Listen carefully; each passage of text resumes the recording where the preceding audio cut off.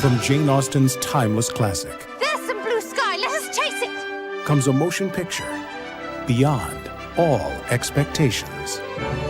Academy Award winner Emma Thompson, Alan Rickman, Kate Winslet, and Hugh Grant. Sense and Sensibility.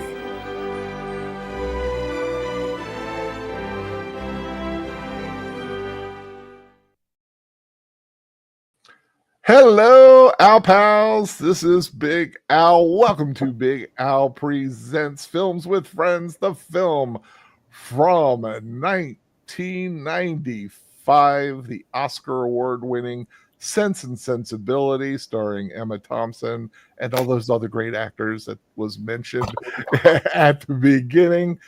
Joining me for this very special afternoon matinee is my dear friend Sierra, my former co-host, along with Professor Geek, from the old Iconicast days, is Sierra. How are you doing, my lady? Welcome aboard. I am well, sir. Thank you. I am so excited. This is one of my favorite movies of all time, and I just can't wait to get into it. I love this film as well.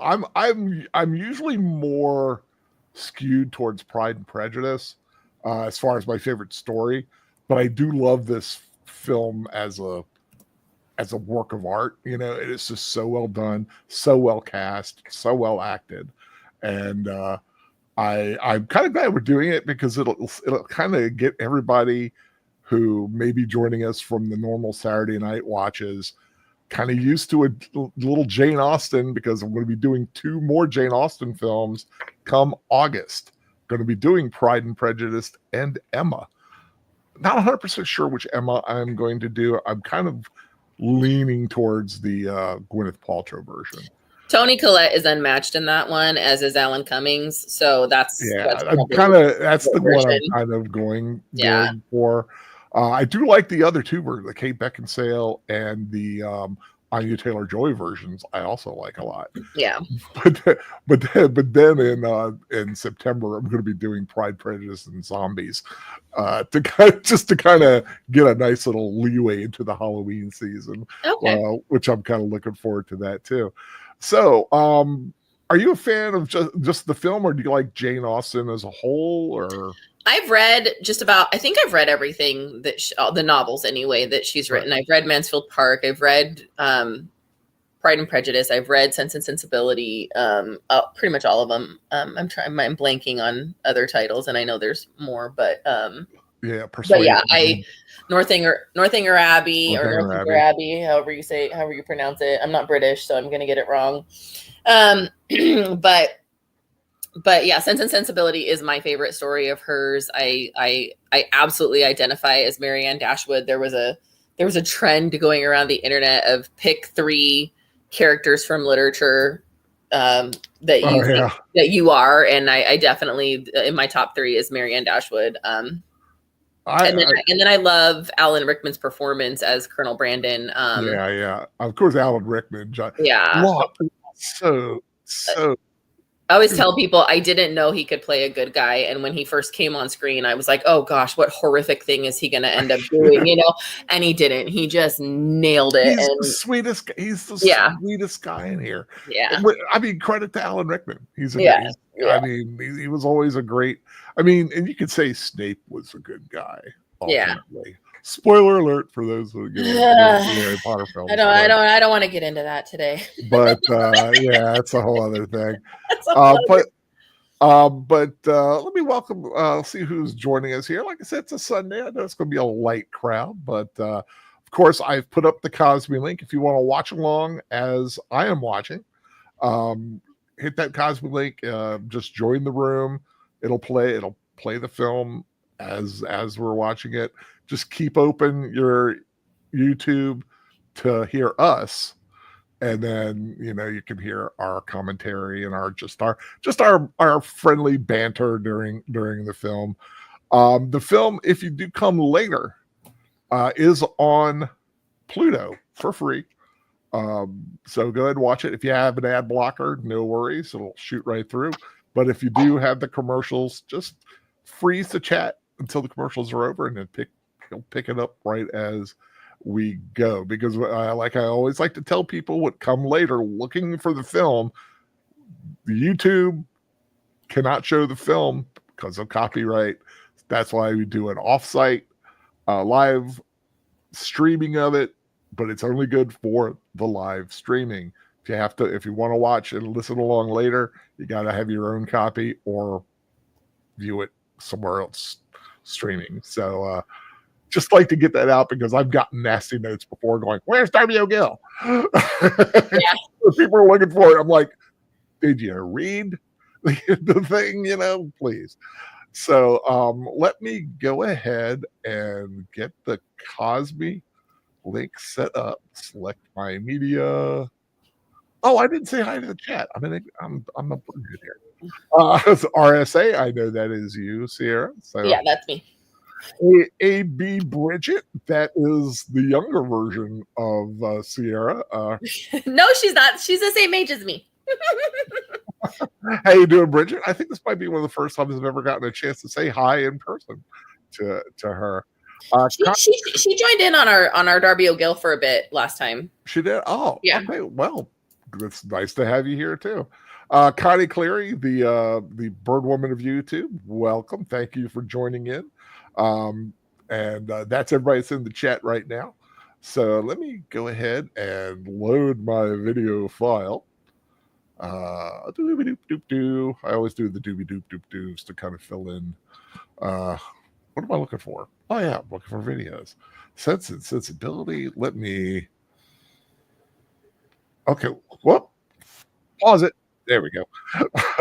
So if anybody is watching along at the 4-second mark in the video where I'll be starting it at, just the little, I think it's Columbia light flare is on there. So you're going to be starting in, you ready to go, Sarah? I'm ready when you are. Okay, starting in 3, 2, 1. Here we go. Off to the races. Columbia. There you have it. Uh-oh. Sorry, I had to it restarted. No worries. Sorry. 9 seconds, 10 seconds, 11 seconds. And once again, Columbia. Okay. It glitches every now and then, Cosme. If it happens 15 minutes in, would not be a surprise. Okay. It does it does happen. It does happen. Yeah. Like I said, it's always like, the concept of the show. Yeah. You're with your friends. It's Friday night. Somebody's drinking too hard, bumps into the VCR, and you have to restart it. That's kind of what it's like. Alan Rickman, Kate Winslet.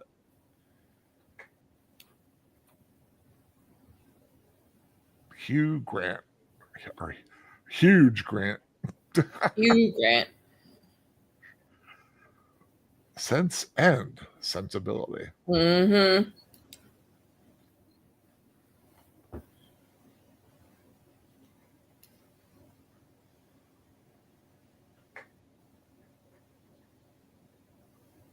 Oh, wow. I forgot he played the father. Yeah. It's been a while since I've seen it, so little minutiae.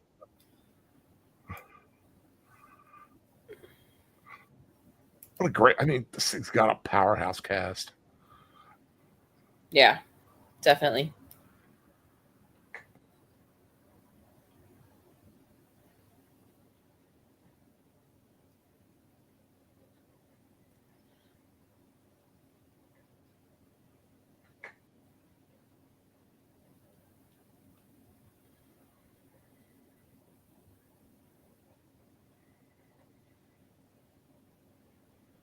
Nothing for the girls' dowries. Yes, those ancient times when women could not inherit the property and could not run the estate. And it's I love you and I do want to marry you, but what can you do for me? That's right. how much is your dad going to pay me to take you off his? Right.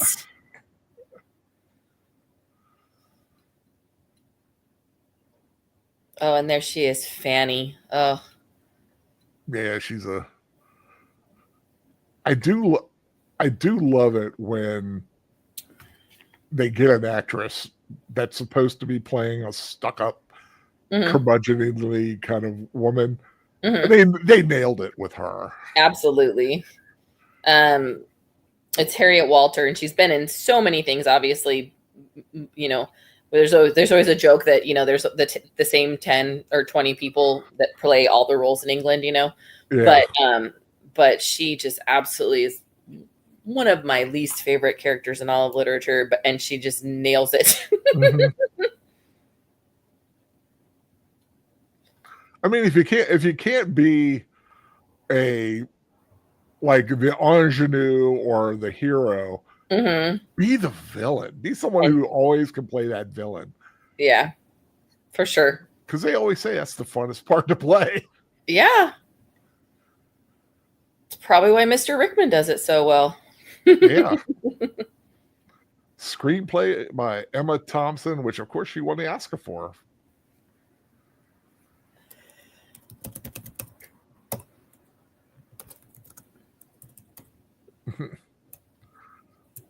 I like it. They just keep talking them down, less and less.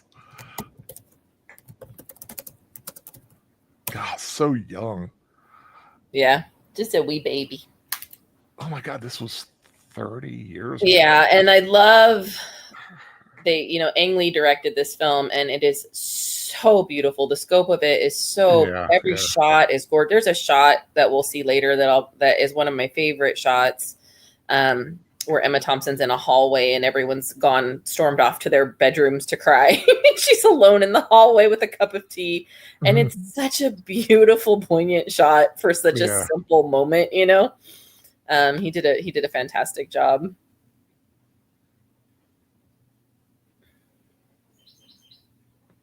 This is not to be born. I love the language of the period. Yeah. It's called the Regency period, right? I think so. Yeah, I think that's... Yeah, it's not Victorian. Yeah, it's before Victorian. Yeah. Pre-Victoria. I don't know who the monarch was at that time. Edward? Was it? I can't remember. I don't remember. William, maybe? Who was the king? Yeah, I don't remember.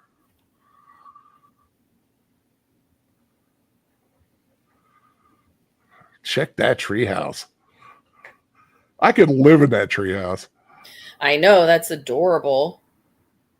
George III was the King of England during the Regency period. There you go. During the majority of Jane Austen's writing, George III. Yeah. Okay. Well, that was late 1700s. Yeah. Do you ever watch Bridgerton? Yeah. Oh God, I love that show. Fantastic show. Yeah. I listened to all the audiobooks. I was not in a space where I was able to do a lot of reading, so I listened to all the audiobooks. Yeah. But I do love the time period, the whole upstairs, downstairs kind of.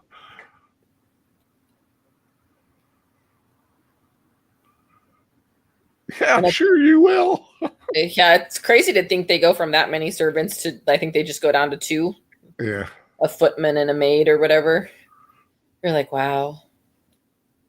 See, that's the way to dine. First world problems, man. That is dining. It's not eating supper. Yeah. She looks so depressed. Poor Gemma Jones. Well, and that's where Hugh Grant has for many years during this time period played the same kind of mumbly, kind of mealy mouth man, you know, and he does that here, but he does it well. But he makes the point that their father just died. Why is everybody being unkind to them?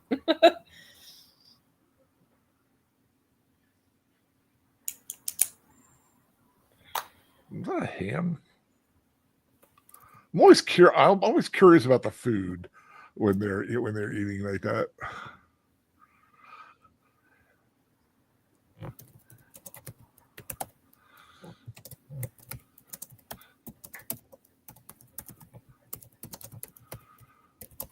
Always loved Emma Thompson.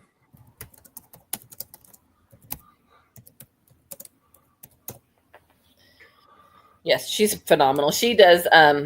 I have the DVD of this, or the Blu-ray of this, or whatever, and they have on the extra bonus features her acceptance speech that she wrote at the Golden Globes, and it's absolutely adorable. It's so charming, and she writes it as if she's Jane Austen at the Golden Globes accepting the award, and it's so funny. It's so brilliant. She's such I'll have to go back and rewatch that. Yeah, it's probably on YouTube. You can probably look up her Golden Globe acceptance speech on YouTube.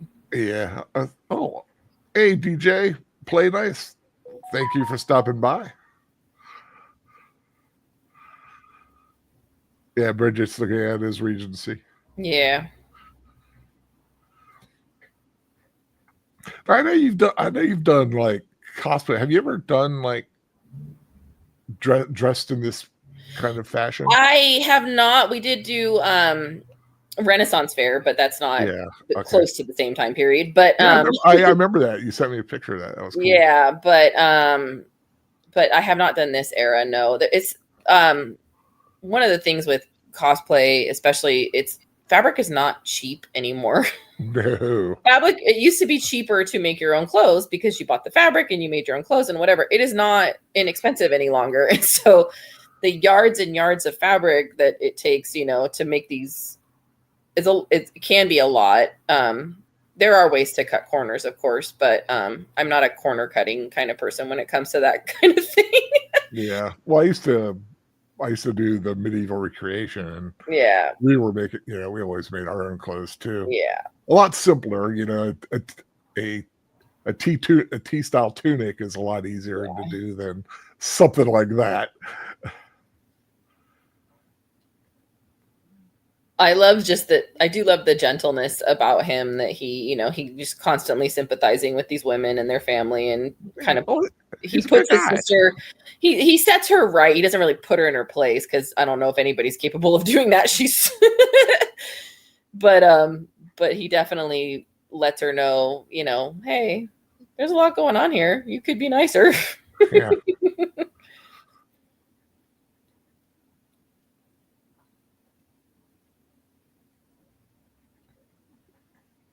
Yes, we like to put little pictures on the wall of our family, and this time they really put pictures on the wall of their family.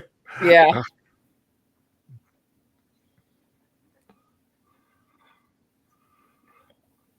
The sitting for a portrait era.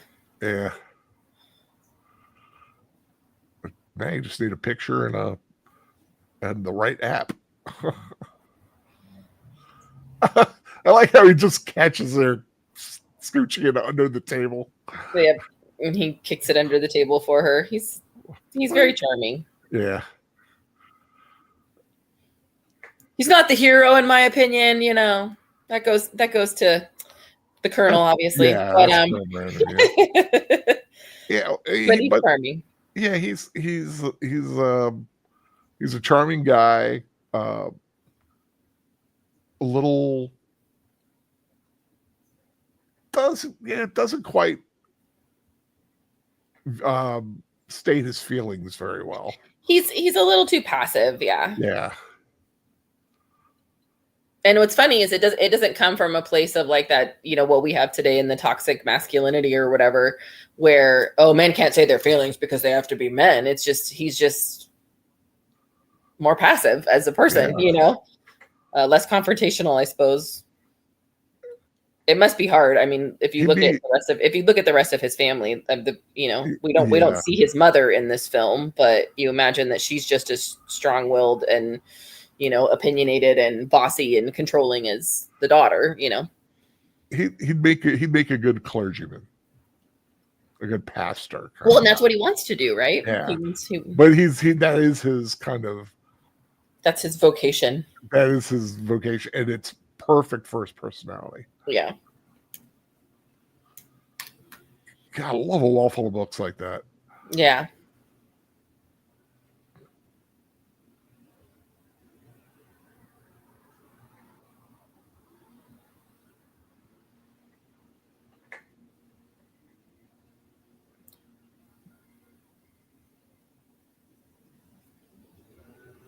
Mm-hmm. It ends in Wimbledon.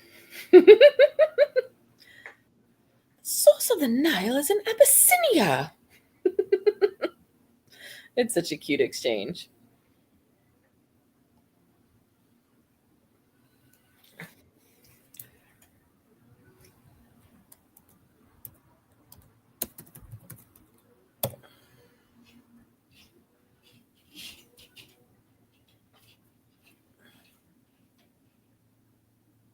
She doesn't really do any acting that much anymore, does she?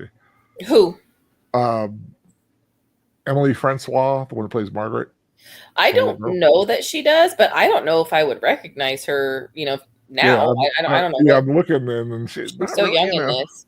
She's a more child. of a presenter, producer. Yeah. She's a filmmaker more so than. Oh, okay. Good for her. Well, it's not a bad looking. She's only 42 now. Yeah.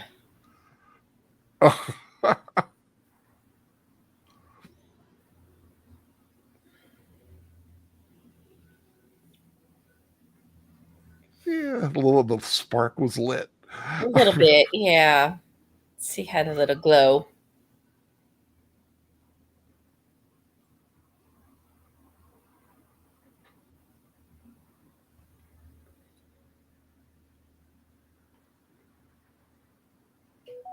I love the music of the period too. I mean, the music, not only the music, the score, but like when they have the playing of when they're playing the pianoforte. The pianoforte. That's what I was like. It's not harpsichord. What's the it was pianoforte. Yes, sir.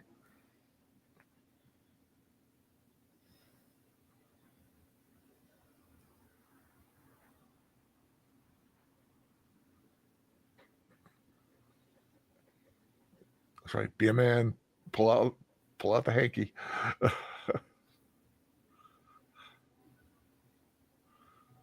So chivalrous.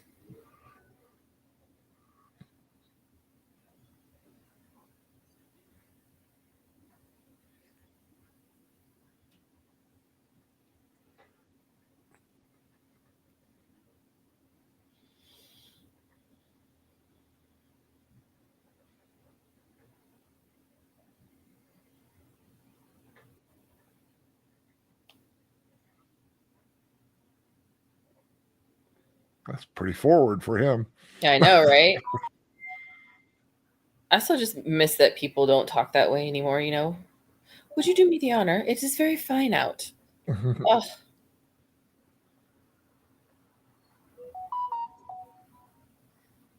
Is that you or is that me? That's me. It's just my phone. Okay. Gotcha. Notification. The wheels are turning in her head. She big mad.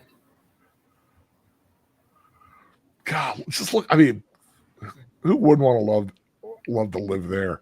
Yeah. I can see it right now. Big old barbecue in the back. Now I'm just kidding.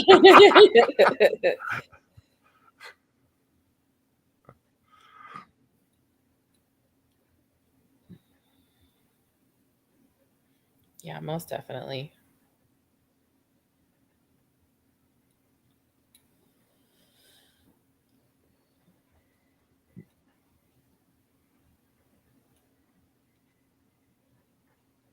I guess when you're in the upper society, you had only a few choices, right? As a guy, it was religion, business, or the army. Yeah, which is still more choices than women had in that time. That's true. Which were spinster or wife. Yeah, which was wife of a businessman, a wife of a soldier, or the wife of a. I guess you could choose to be a sex worker. You could that was a choice as well. Yeah, it's a very noble profession, if you ask me. Yes. I love that hat.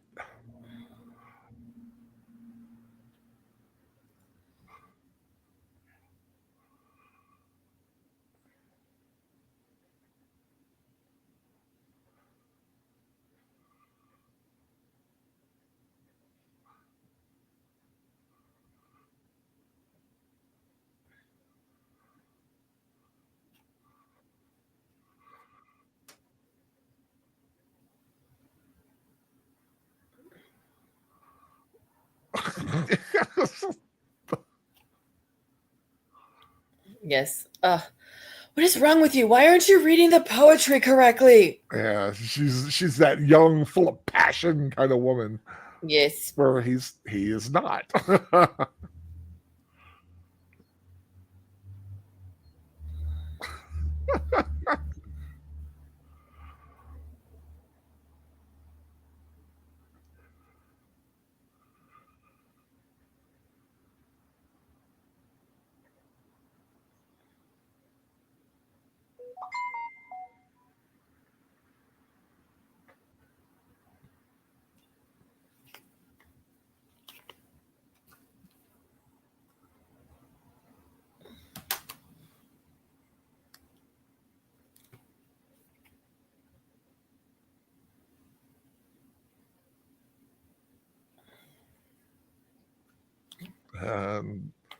The ever popular machinations in a Jane Austen novel. Yeah. Well, and one of my favorite things is Gemma Jones, that plays their mom on this, later goes on to play Bridget Jones' mother, and she's so good at both. She's this kind, sweet, endearing woman who's trying to get her children married off, but then right. Bridget Jones, she's such a flaky oddball. Just have you seen the new movie? Which movie? Bridget Jones. Oh, which one? I didn't know there was another one. Yeah, she's like grown up, and it like just came out like last year or something. Oh, really? I had no idea. Oh, yeah, it's a new one. The last one I saw was the Bridget Jones baby one. I didn't know there was another one.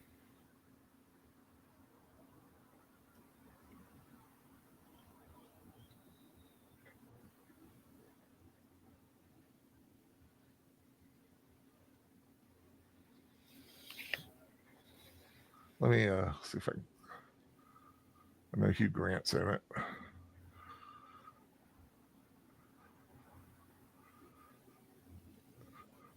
He's one of those actors who's like got a bazillion credits. And a lot of times they have a different page for his work. Yeah. There it is. Filmography. Bridget Jones, Mad About the Boy.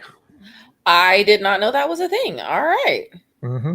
I'll have to check that out. 2025. It just came out last month, February 13th.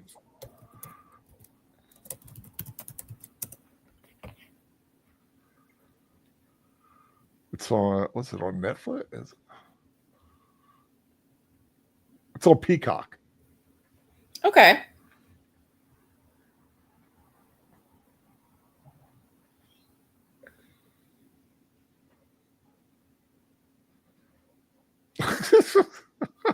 I esteem him. You never think of esteem as a verb. Mm-hmm.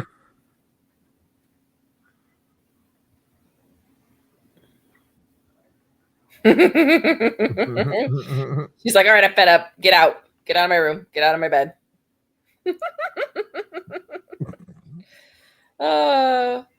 One thing I didn't have growing up, I didn't have sisters, but I got to watch my daughters do the sister thing, and boy, it is a fun thing to watch.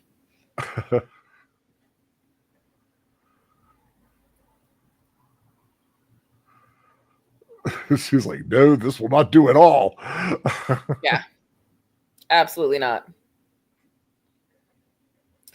Which is super funny too, because like if she knew who her brother was at all, she'd know he doesn't want, the things that, you know what I mean? Like it's not even about him, it's about her and her family and their status, Welcome, Lady Mist. Thank you for joining in. Lady Mist, who I refer to as the garden nymph, because she's always posting little flower emojis. She is an Al Pal regular. Okay. Always great to have her stop by. Yeah, thanks for coming in. I know I see all the little roses and fun things. There's hibiscus there. I actually put hibiscus in my simmer pot this morning. Sometimes she'll post like tons and tons of popcorn emojis too. Makes everybody hungry. I mean, you had to go and say it. Now I'm like, popcorn. Might be a little early for popcorn for you. Yeah, it's never too early for popcorn. Al, what are you talking about? That's true. Just like it's never too late for breakfast, it's never too early for popcorn.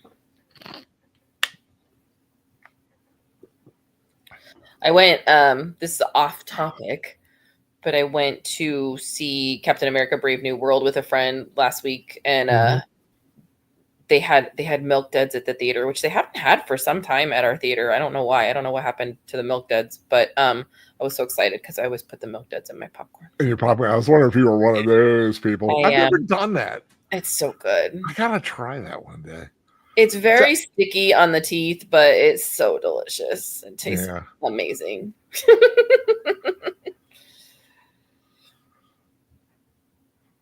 Yes, please come visit us in our cottage.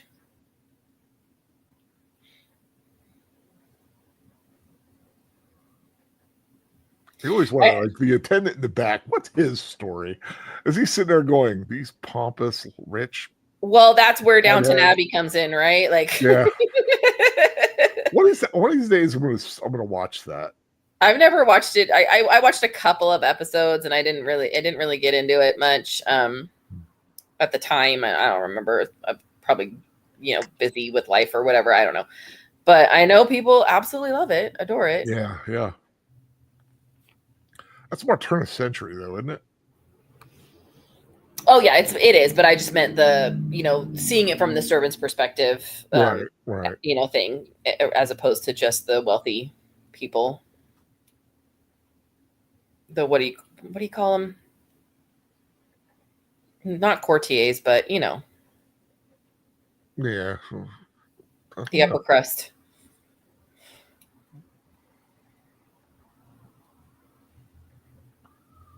Pie Boy 11, welcome. I love the fact he can't get like the sentence he's trying to say out. He's going around. He's going in such a roundabout way to tell her, "I'm kind of engaged to another chick." Yeah, I've kind of been set up before. I know I've been flirting with you and getting your hopes all up, and yeah.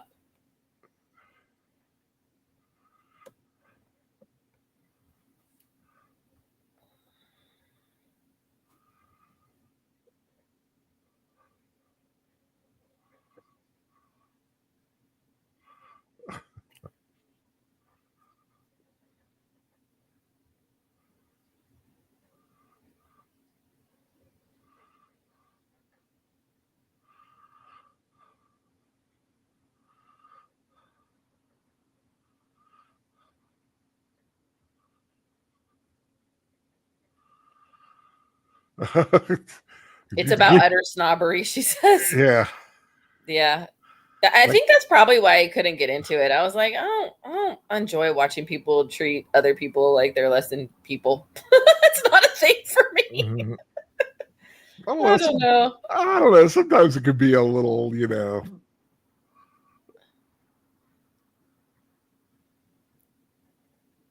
I think if it felt like it was less art imitating life, it might be easier, but I don't know. Little wishful transference.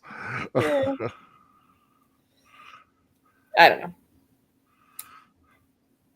Honestly, what I watch a lot of the time depends on what's going on in my own life at the time. There's things that I can't watch because it'll make me too sad, or I'll just cry. So, and then I come back to it at a different time in my life, and I'm like, oh, I very much enjoy this. This was lovely.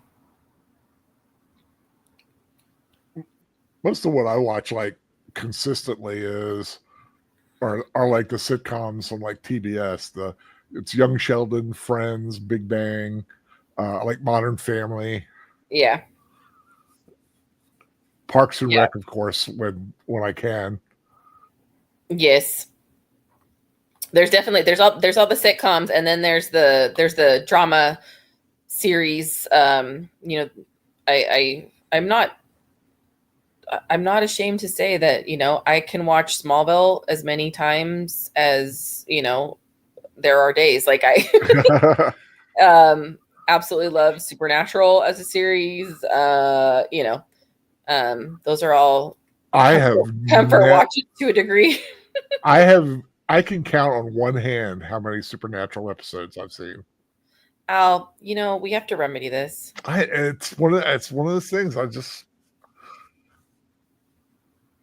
and I know I would like it. I know you would too. Same thing with Lucifer. Yeah. Oh, Lucifer's wonderful. Now I've seen a lot of like YouTube clips of Lucifer. Enough, and I kind of know the story and I know how it ends and stuff like that. Yeah. But I've never like episode 1 through. Yeah. Now, like we look at that, that's a nice house. Right? Just might need a little like, a little TLC here and there. Right. But otherwise. It's not a dilapidated shack, but in that society, that's a huge downgrade. That is true. Again, with the first world problems.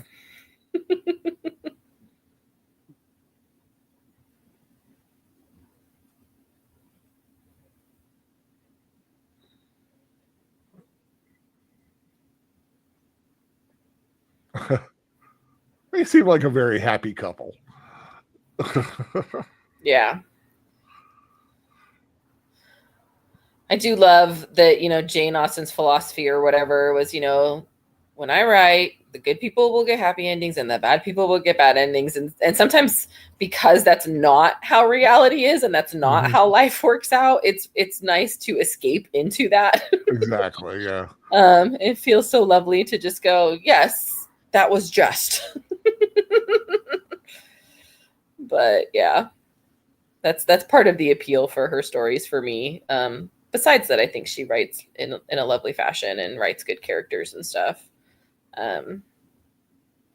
Writes women well who kind of rebelled against the norm, even if it was difficult, even if it was minimal compared to how women rebel these days. It was what they could do at the time without becoming completely ostracized or shunned from society or whatever. Yeah, I mean it's feminine. I don't know if feminist is the right word. It's female forward. Yes, but it's not, like you said, it's as strong as you go without trying to kick society in the face. It's kind of a hand in the face, but it's not like a punch. Yeah, exactly. Man, is that a perm in her hair or what? That's awesome. Her hair is rad. I will winkle it out of you. She's such a lovely, fun character too. I get how people who are used to a certain decorum would find her like undecorous or whatever, but I absolutely adore her. I think she's the sweetest thing. Such a sweet lady, Yeah, she's friendly, she's fun, and she tries to. Well, I don't know if inflict is the right word, but it turns out to be inflicting it on everybody. But not maliciously so.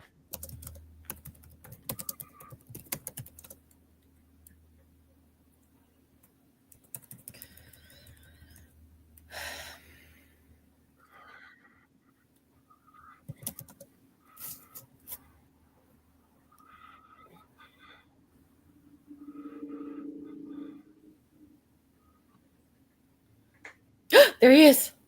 He's coming. The man, the myth, the legend. Oh, we miss him so much.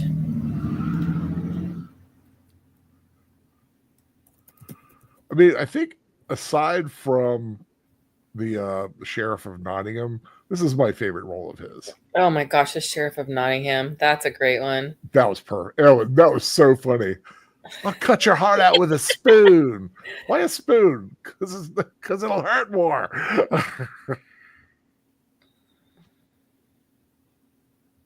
It's funny. We were just talking about Kevin Costner yesterday at my daughter's birthday breakfast, and we were talking about like how that poor man struggles so much with accents.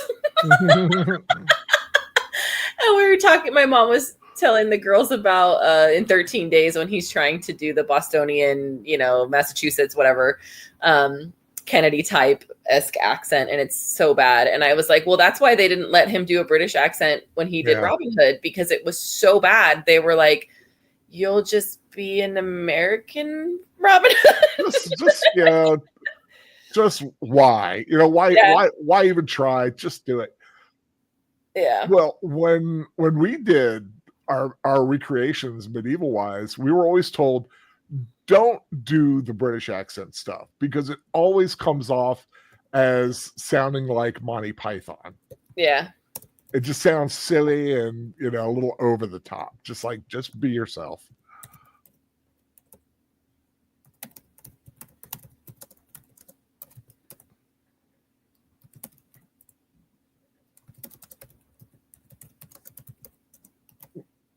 Yeah, he's already in love with Marianne.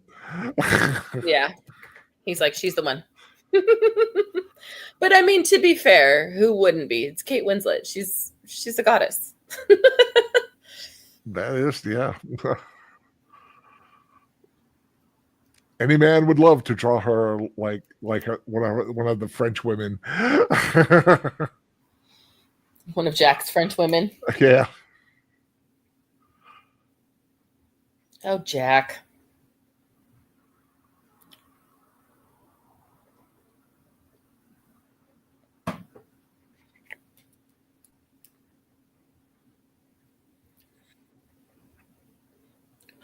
We never talk about things.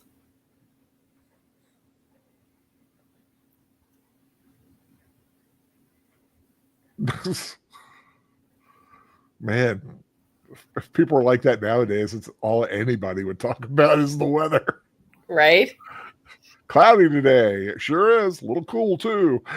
Yep. Have a nice one. Sure make Twitter a lot more boring.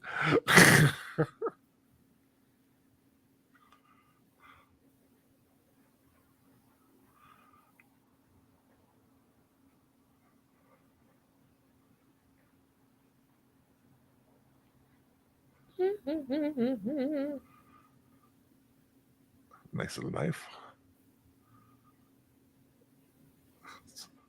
Today we call that an everyday carry. There you go.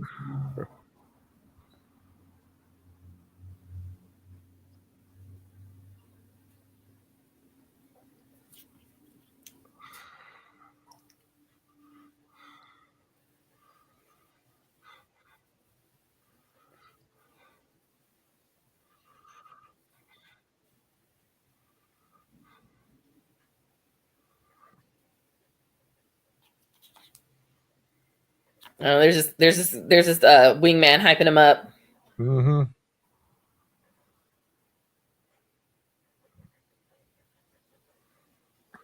But he is like, why would someone that young and beautiful go for like a quote, An old guy like me, broken old man like me? Yeah.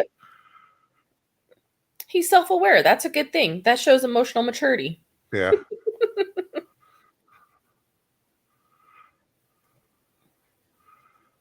It's like sometimes that's the guy to go for because they are much more like aware. Absolutely. It's like I wish I could go back in time and slap myself upside the head a few times. I think we all have something in our life that. What was I thinking?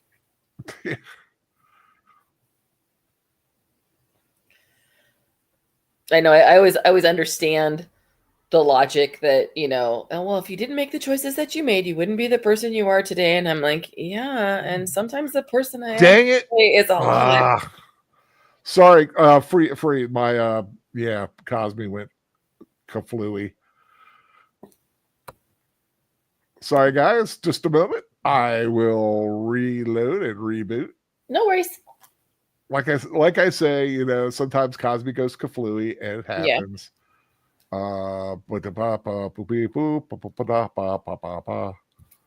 Wait, what's going on? Let's select media. This is what I want. Okay. Load video. I'm hoping it's not the file.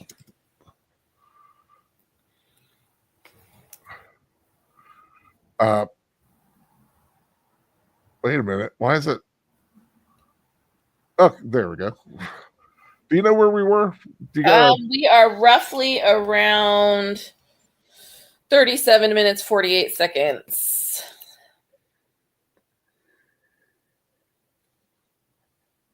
Give or take.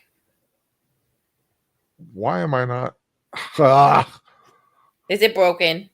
Did it break? No, it's just it gets this way sometimes. It gets a little It's persnickety. Persnickety. That's a good word. I like that word. Thanks. Persnickety is a good word.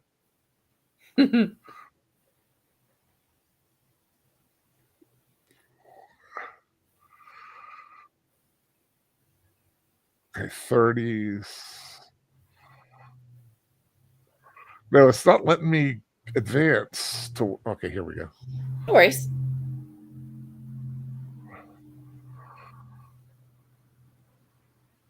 It's not letting me stop. Hold on, I want to reload. Sorry, everybody. Technical difficulties always seem to happen. Well, not always seem to happen. This is the first one I've had in a while.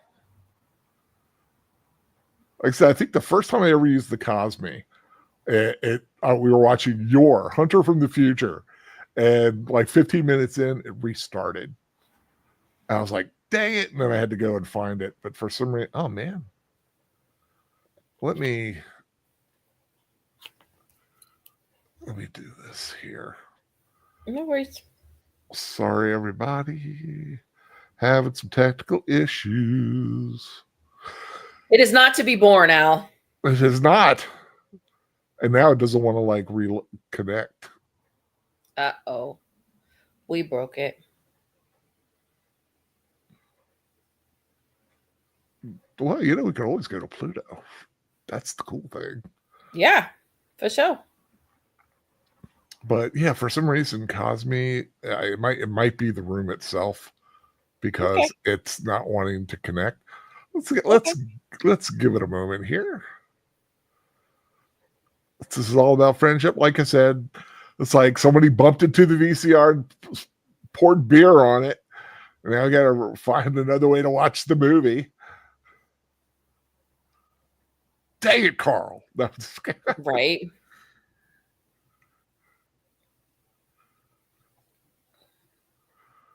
What is...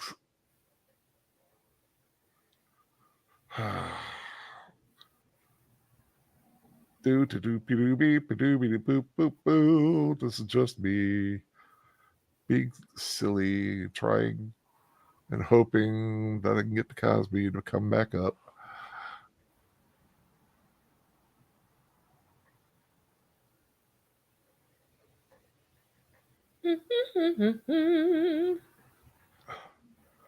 So how you been feeling? I know you know you've had a rough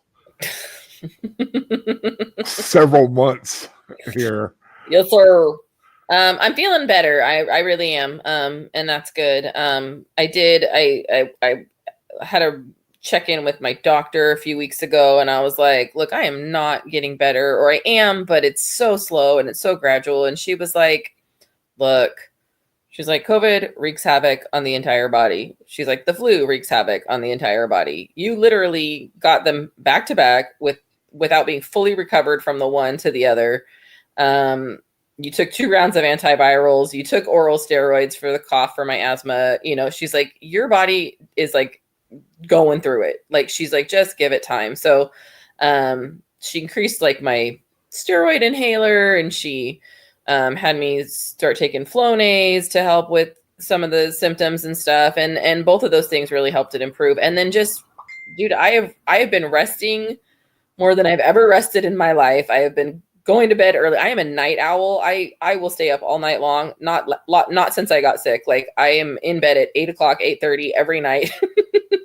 I'm like, I'm done. Like and that's fine. You know, I'm improving more and more each day, but it was a rough go around, and it was so funny because you don't think of just a cold or the flu knocking you out for 3 months, you know, like being out of commission that long. So, but you know,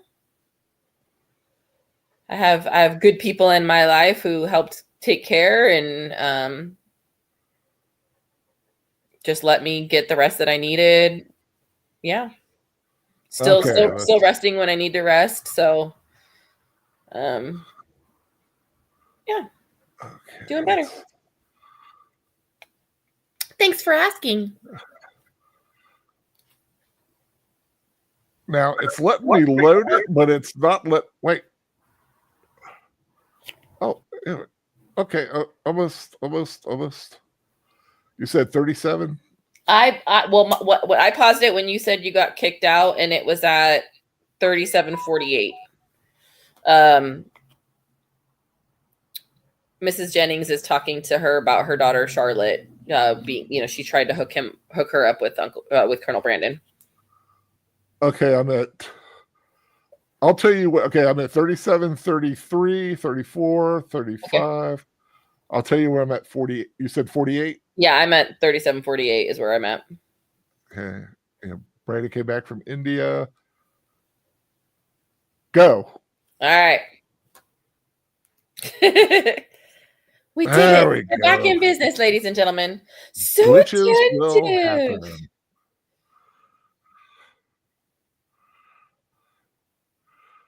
So it did. Yes. Uh-oh. Good experiment on him. Uh-oh. And Emma Thompson. No. Please don't. I love her hat with the little flower in it. Yeah. Not quite perfect. Love a good straw hat. Yes, Lady Miss, like cross-eyed trying to get this back up again. Thank you for all those who stuck with us through thick and, thicker. Yeah.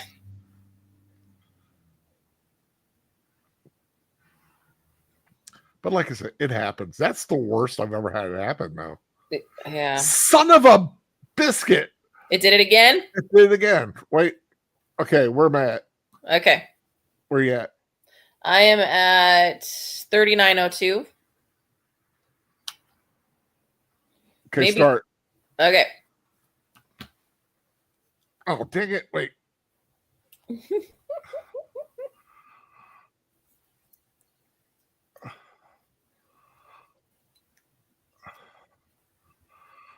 Okay, I'm at 38. Okay, 39:02 now. Okay. She's untying her hat. Okay. She's got a package. All right.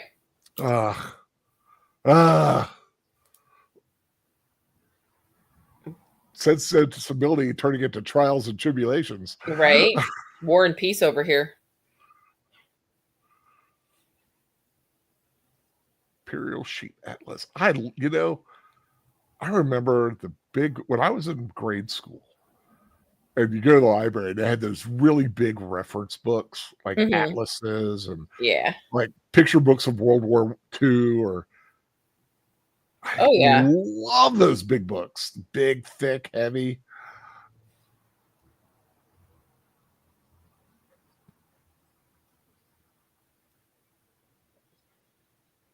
Yours is playing fine, Lady Miss. Yeah. Yeah. Yeah, it's playing fine right now. Yeah, it kept restarting. She's putting her hat on this poke, taking off her overdress. What do you call that? It's like weird, like an apron over it. Yeah. One thing about this period, you got a lot of layers. No wonder they needed servants to get dressed.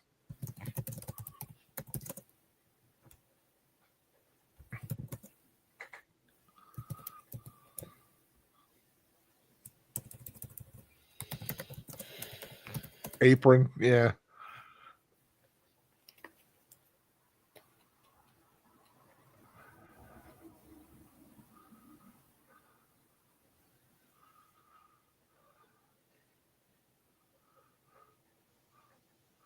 See, I'm a guy. You're the only apron I know is when you cook. It's fine. Yeah, and you wore it so that you didn't dirty your clothes because you didn't do laundry. You didn't have a washing machine in the house, like you do now. So it was definitely a protective measure. Keep your clothes clean longer, lasting longer because they're washed less. All that stuff. Well, it's just like in the Middle Ages, you had the under tunic and the over tunic. And,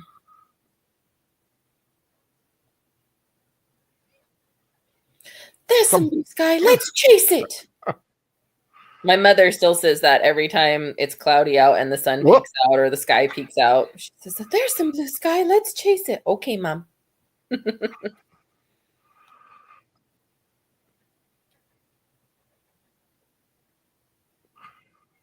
would be kind of fun to talk like this nowadays. Oh, I do not think I can walk. Please run and fetch help.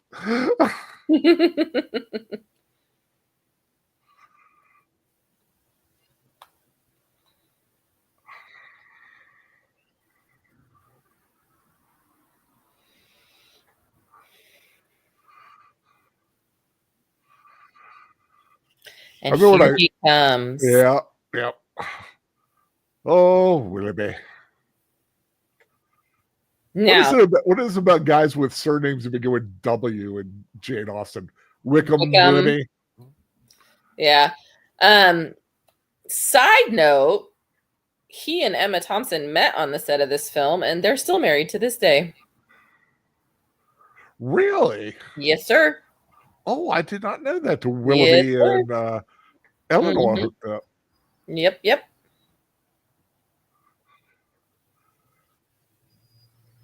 Because I know she was with Branagh for a long time. Yeah.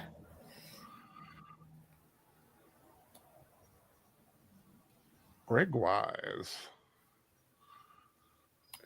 Oh, yeah. Thompson with 2 kids. Yep. And he's a bit younger than her. I don't remember how many years, but he is younger than she is. Well, he's 58. She's 65. Oh, that's not bad. No. That's just 7 years. That's no biggie.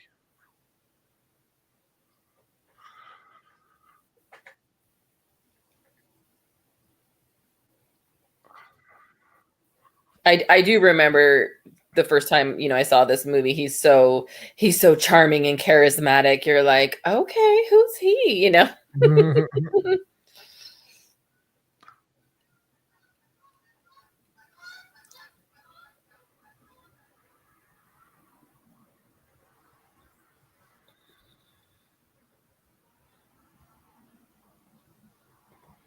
And she's a smitten kitten. Yep. This is one of my favorite parts. Coming up here.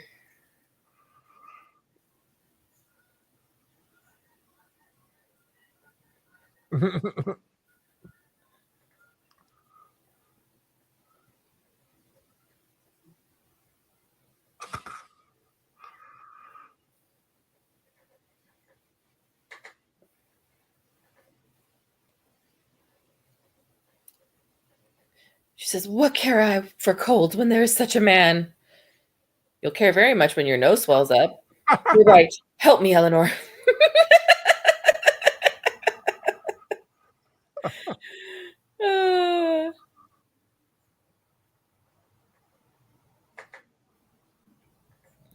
So good. So good.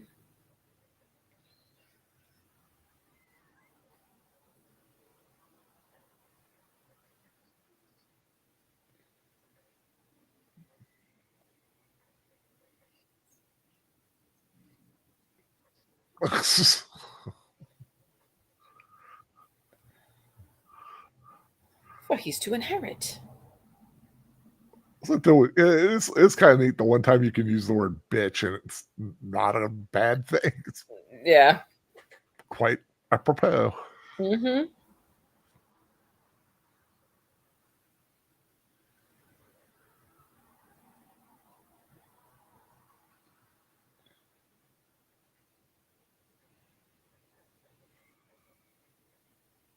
I always thought Brandon and Eleanor would have made a nice little pairing. Mm-hmm. They were a very similar temperament. Yeah.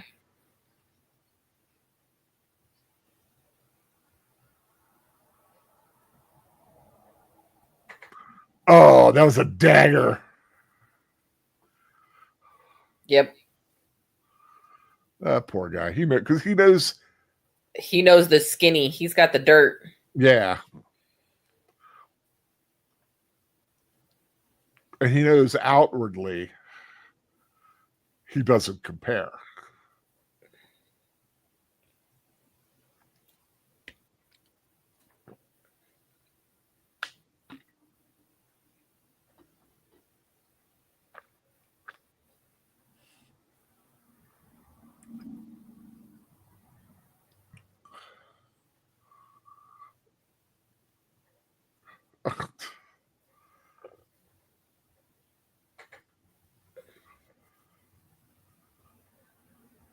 She is definitely one that needs. She needed what happened to her with Willoughby to appreciate Brandon. Yes, but that's exactly what Colonel Brandon says at one point. He tells, when Eleanor suggests that her sister needs to, become more acquainted with the ways of the world in order to, right, not be such a fanciful romantic. And he says, don't wish that on her. Like, that's not something you want to wish on her. Yeah. You don't want people to have to go through extreme pain. There's a line in Pride and Prejudice where the father was like, some girls like to be tossed, have their hearts broke a little bit. I forget the exact. I don't know the exact line, but it's of that ilk. Otherwise, it does you good to get tossed aside once or twice in your life. I love having heartbreak mansplained to me. Thanks, Dad.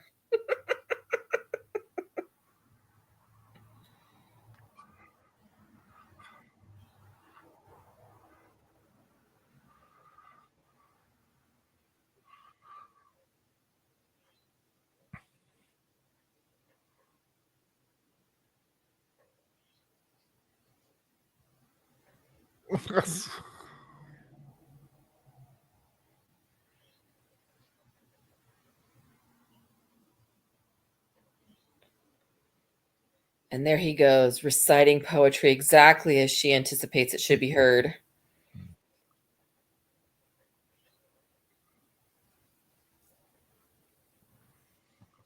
I do believe it is tempests.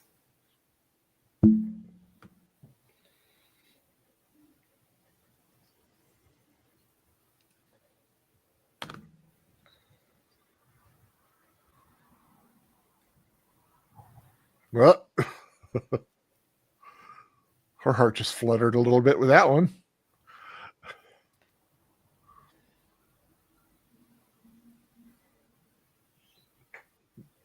she seems so much older. In fact, she's got a shawl and a cane. It's like, wow, you take this like teenager and then suddenly she's like 50. She got injured. She's wounded. She nearly caught her death of cold.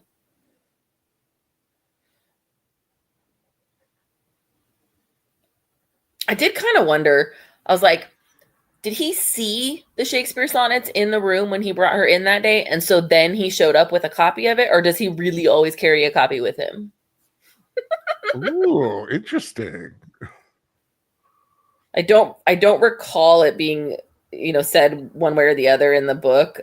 I do recall when I actually saw this movie prior to having read the book, and I read the book after the fact. And I think Emma Thompson in her screenplay did such an amazing job.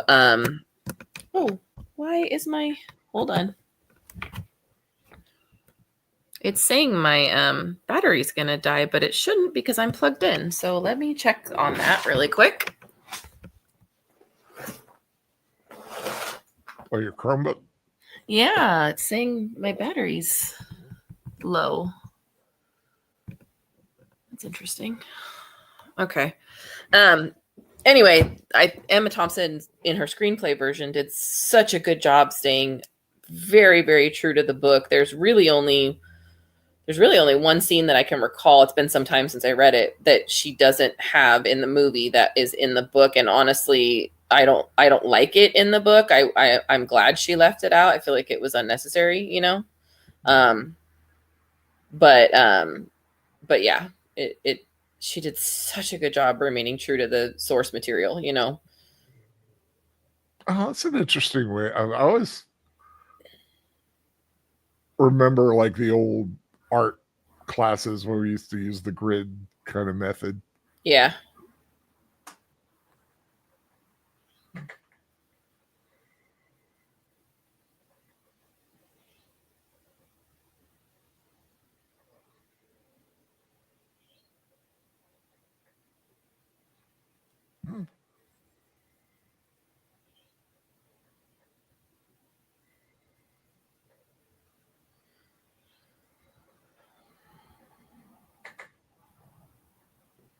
Okay, you don't be giving people locks of your hair. That's how they do spells and curses on you. What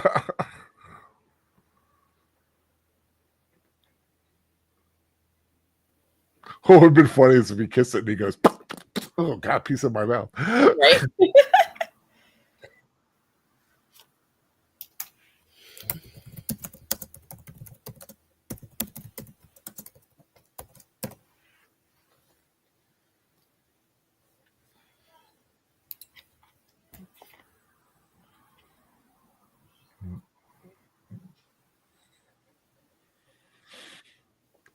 She's like Kitty Light now that I look at her.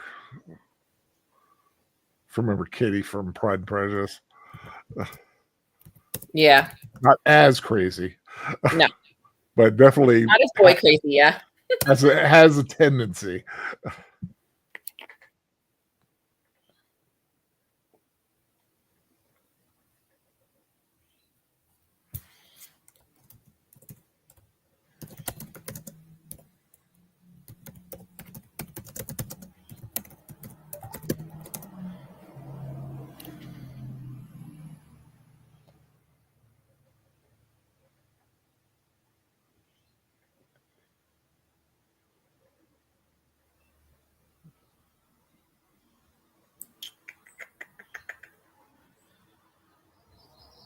Look at those that yellow paint.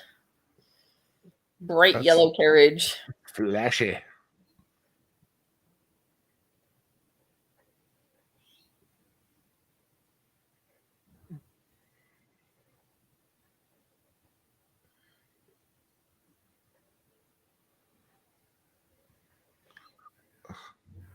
That's a very elevated carriage.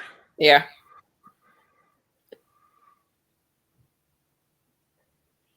Man, that would kill my spine. Bounce, bounce. Yeah. I would definitely have major motion sickness after riding on one of those. Too much moving around. You know, the worst motion sickness I ever got is when I was recovering from I think it was my second surgery, and I had one of those inflatable beds that would like breathe, you know, it would breathe in, breathe out, breathe in, breathe out to help with circulation, pressure, that and pressure sores. Gotcha. I got so nauseous going up and down, up and oh my gosh, that's wild. I felt like it was on a rapid sea. Yeah. Or like a waterbed, but look at how cute that kite is. Oh. Think of Mary Poppins. Let's go fly a kite. God, it's been so long since I've seen that. Miss Lucy Steele. Here she is.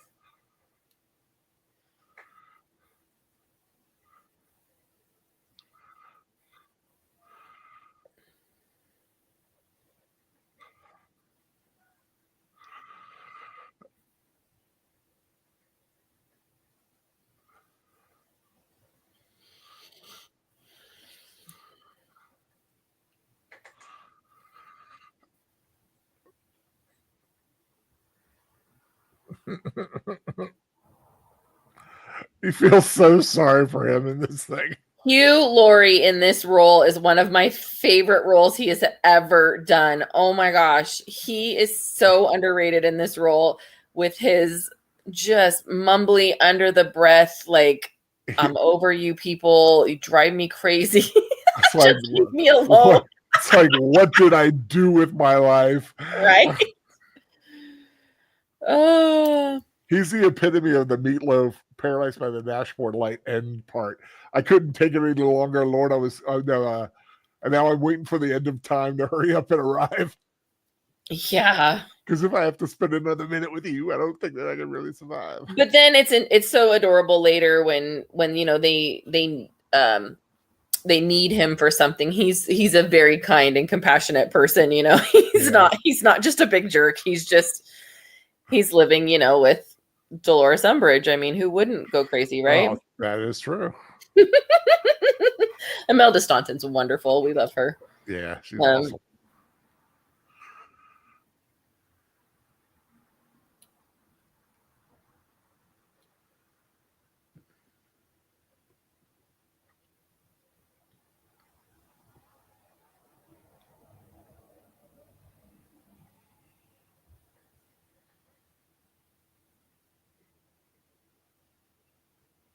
Imperative. I use that all the time with clients. It is imperative that you respond. It's such a good word.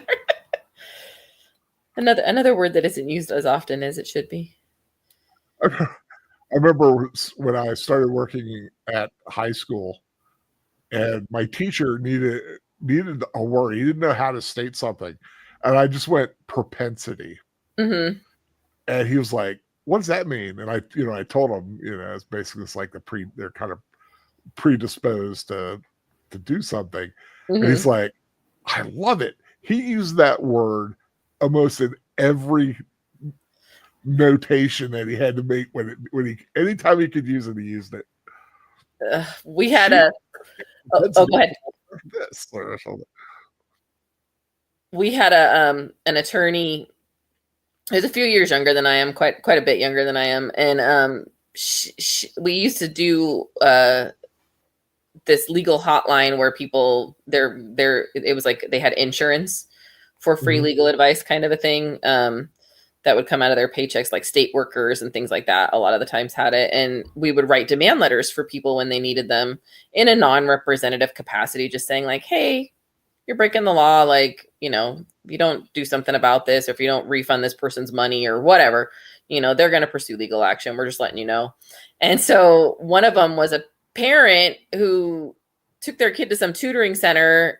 The kids did terribly on their SATs. And so the parents wanted their money back because they felt like the tutoring didn't work. And so I wrote the letter. It was my job to write the letters, and the attorneys would review them, edit them as needed, and then give them back to me, and I'd send them out. And I said in the letter that under your tutelage, you know, the student did not perform as promised, and blah, blah, blah, blah, blah. And the attorney comes back to me and she goes, you can't just make up words and put them in a letter. And I was like, excuse me? And she's like, tautolage? What is that? That's not even a word. You can't make, I go, that word is tutelage, and it literally means to be under someone's teaching or tutoring. Like, that's a real word. And she's like, no, it's not. And I was like, it is. And so we asked another attorney in the office. We had all these people involved in the conversation, and she's looking it up on her phone and like all the things. She's arguing with me about this word not being real. And I'm like, you idiot, you passed the bar? That is scary. And then she finally goes, well, it's not a word I would use, so take it out. Okay. Well, fine. See, and that's someone who can't admit they're wrong. Yeah, exactly. It was so funny. That's funny. I was like, this is what happens when an English major and an attorney get in an argument. Bottom line. Yeah, look at those sideburns, man. They are pointy. Those sideburns are too much for me. Yeah, I'm not a fan. I say he's just a bit of a mustache away from mutton chops. There you go. which I never understood. I don't understand mutton chops, and I don't understand the reverse, like the whole Amish thing, like with the beard with no mustache. Yeah.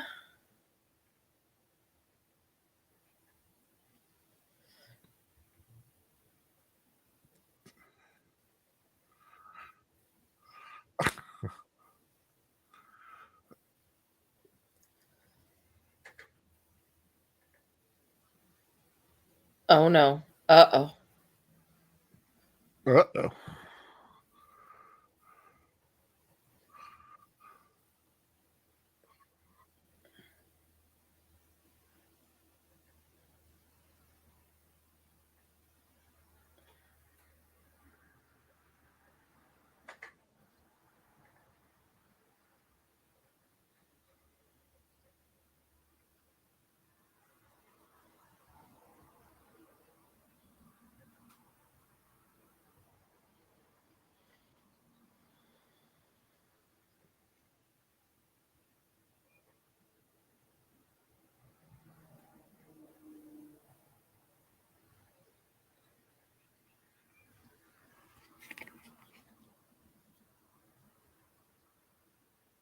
Yeah.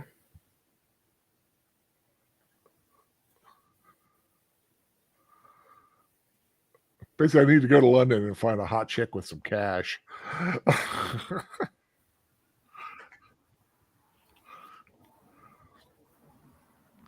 You gotta love those overcoats, though. Yeah. God.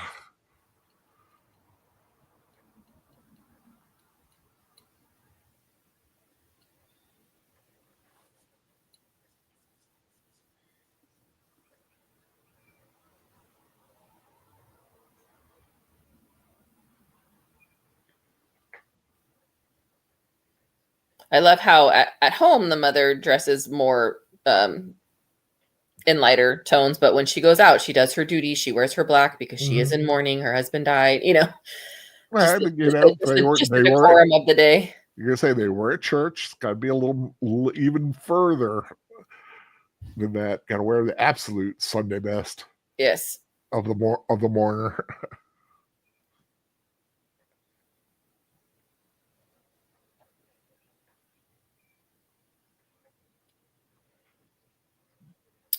This is the shot that's coming up that I just adore. I just think it's so beautiful in its simplicity. Oh.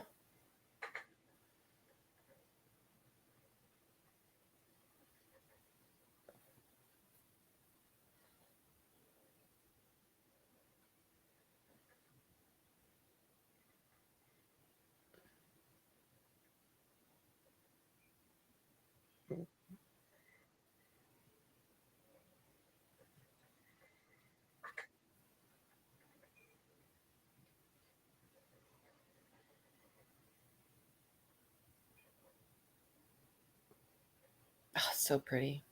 Mm-hmm. Everything around her is so gray and bleak, and she's like, I guess I'll just drink the tea. Like, and it's what's kind of interesting is look how the teacup and the saucer stand out in that shot. Yeah, because everything else is such a monochromatic. Yeah. The only good thing in the shot is a cup of tea. That's right. It's like on Doctor Who when all he needs is, to finish his regeneration is the tannins in the cup of tea. Do you remember that one on the Christmas Invasion? Yep. Spilled down in the. Yep. Jackie's. What do you need? Vitamin E, vitamin D, vitamin C. I need you to stop talking. Shut up.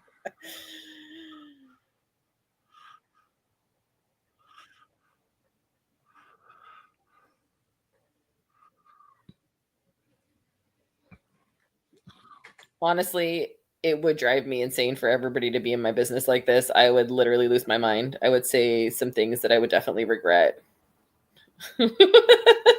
Or that they would regret. Yeah.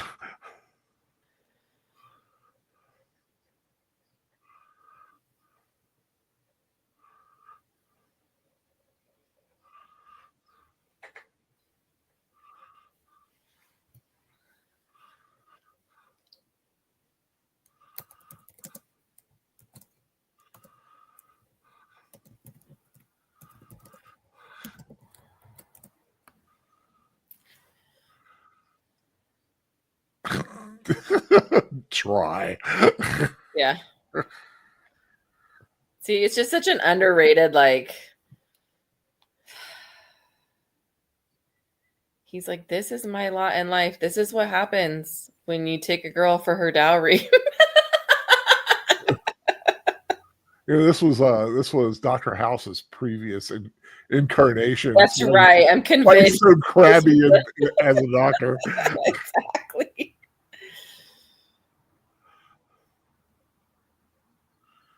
I didn't finish that series because I'm not huge on the medical dramas when they show you all the ins and outs of the anatomy and the things and the it kind of turns my tummy a little, but I just like the scene. But he's a wonderful character, asshole. Yeah.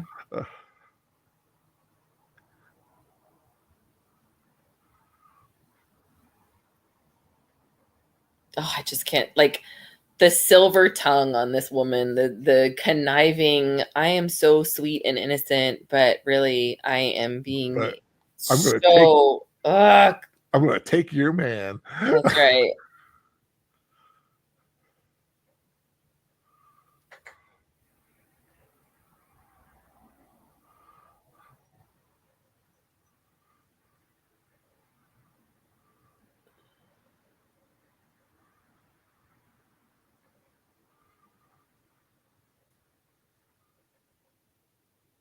Now she's lucky she's older. Because if she were as young as Marianne, she'd be like crumbling. Yeah. On the outside as well as the inside. Perhaps. I sometimes wonder if it's just her personality, you know, maybe she wasn't swoony and dreamy when she was younger. Maybe she's always been quite sensible, you know? True. But she's also old enough to be, you know. She's old enough to know better, yes. To know better, yeah.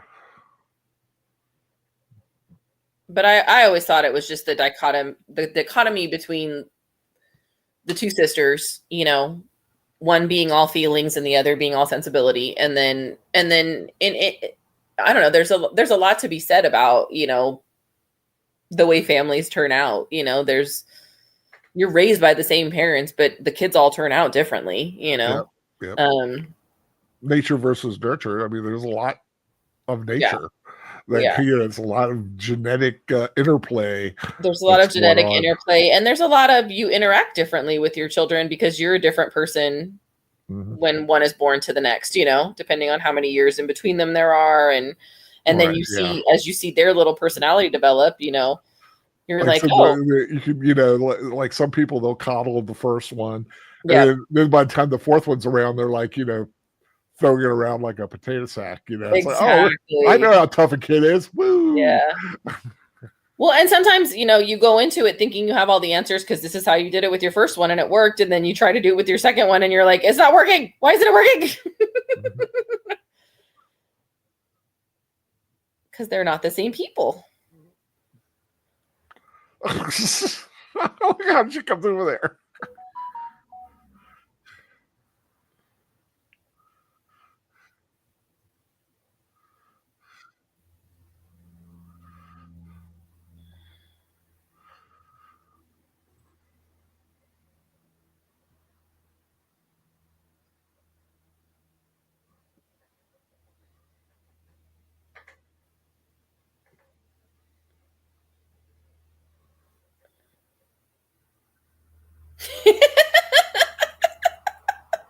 Love him so much.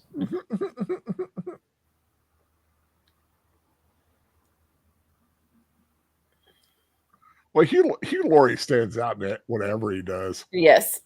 I mean, even like a small thing, like his scene when he did the scene on Friends. It was just so wonderfully. It's like, oh no. Yeah. It has a great attitude. Well, my kids know him as the dad on Stuart Little. My kids, you know, have the Stuart Little movies, and he's the dad with Gina Davis as the mom, and he's absolutely darling in that film, you know. Yeah, I know him from Blackadder. He's also the voice of Dr. Cockroach in Monsters vs. Aliens, where he plays like a mad scientist cockroach that is, you know. I don't think I ever saw that. Self-aware. Oh my gosh, that's a wonderful animated film. You should watch that. It's fabulous. It's Reese Witherspoon, Seth Rogen, Hugh Laurie, Stephen Colbert. Is Reese Witherspoon a giant lady? Yes. Okay, I think I have seen it then. Yeah, Amy Poehler. Well, I've just seen it the one time. Yeah, that's a favorite in our house.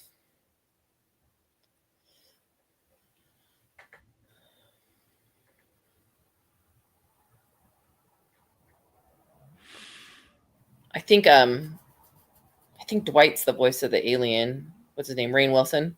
Oh yeah, the alien overlord. Have you seen the Minecraft movie?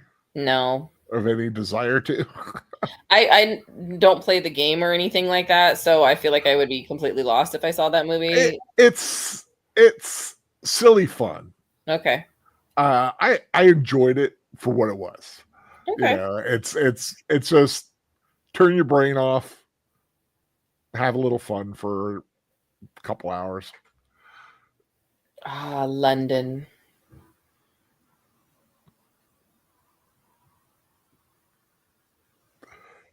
Man, if I got out of one of those things, it would do a little dip. I love how she's surprised to see the bird still alive. I'm all, lady, that bird's probably going to outlive you. Yeah. Yeah, parrots and tortoises are pets that you need to literally have like a will and a generational concern for. They just had one in some zoo. Poor tortoise died. It was just about 100 years old. Yeah. I was considered young for a tortoise.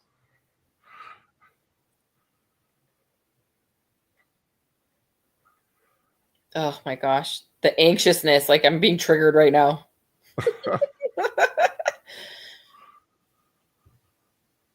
We used to have a turtle downstairs in a little aquarium, but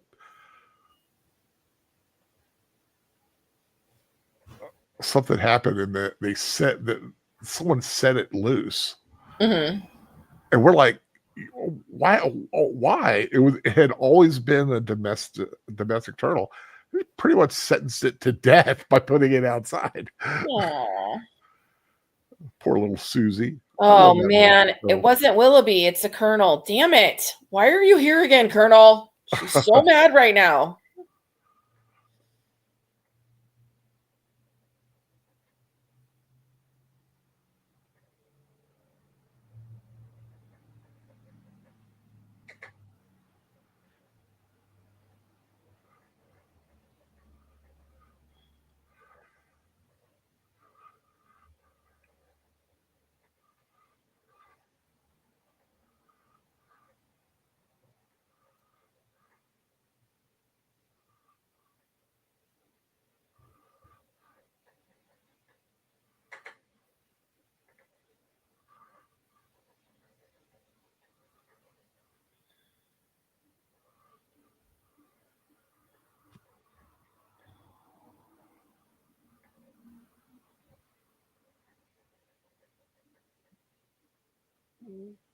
May he endeavor to deserve her. That's such a good line.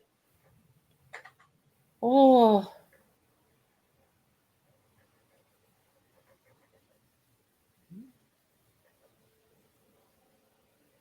It's Darcy and Wickham all over again.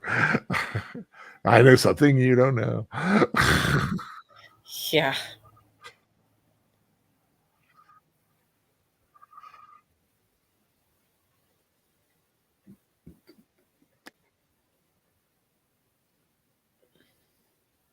She's so cute with that feather hat. Oh my gosh. Uh-oh. Look at her. Oh, I just hate her little side eye. Ugh, I want to smack her.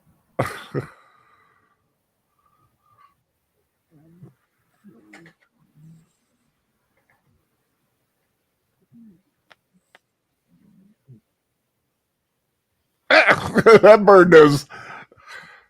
Yep.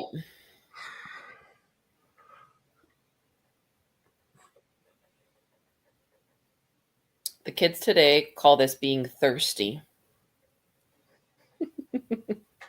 Oh, what? Looking for the desperation of like constantly sending him messages. He's not responding. Let it go.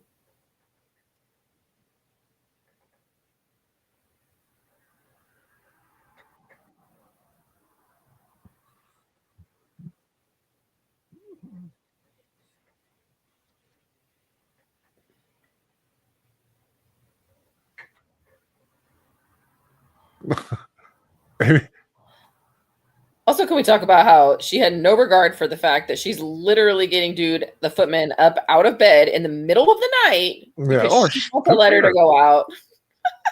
Oh, hell no. Oh, gotta wash your foot. That would be the one kind of hazard about this society is you really got to watch your step. Yeah.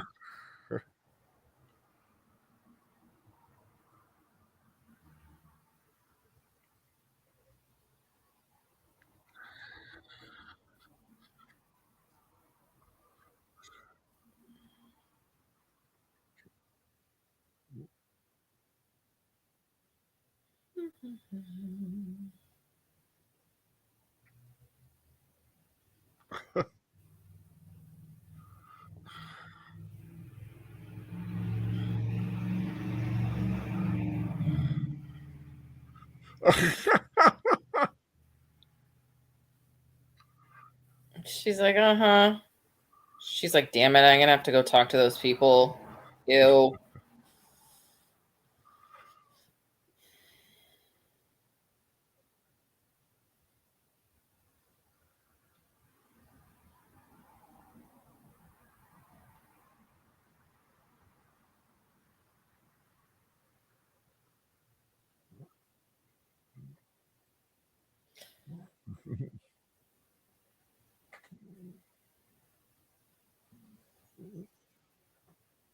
Now this dude, creep. Ugh.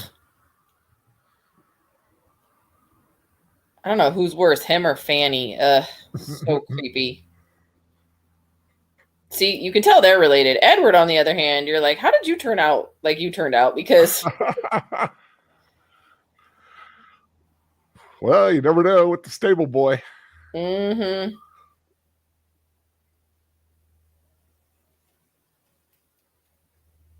She does bring that up later in the movie. She says, you know, the unkindness of your family makes you suspicious of or not ready to accept the kindness of other people.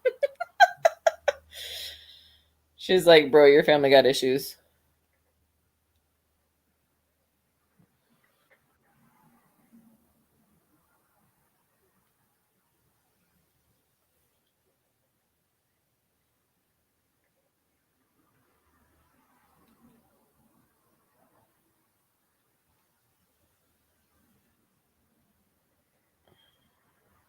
He does seem so. He's so creepy. To Catch a Predator vibes, doesn't he? It's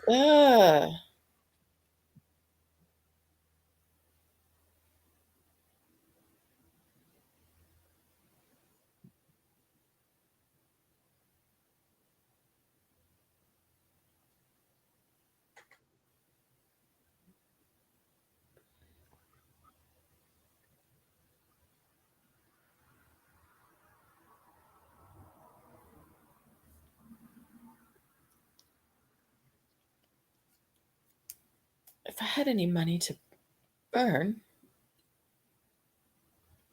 I'd build a cottage myself. Okay, you smug prick. Mm.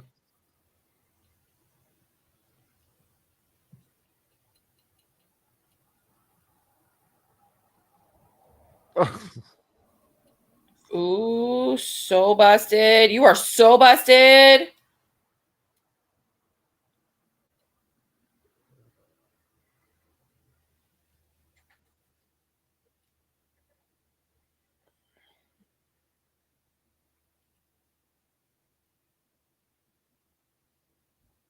Uh-oh, there's about to be a scene. Mm-hmm. Oh, the shrillness of that Willoughby, the way that comes out was such... Wow, it's so sad. It breaks my heart.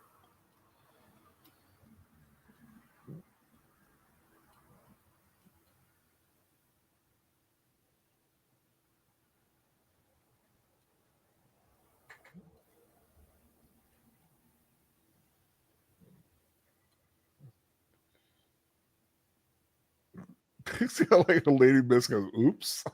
Yeah.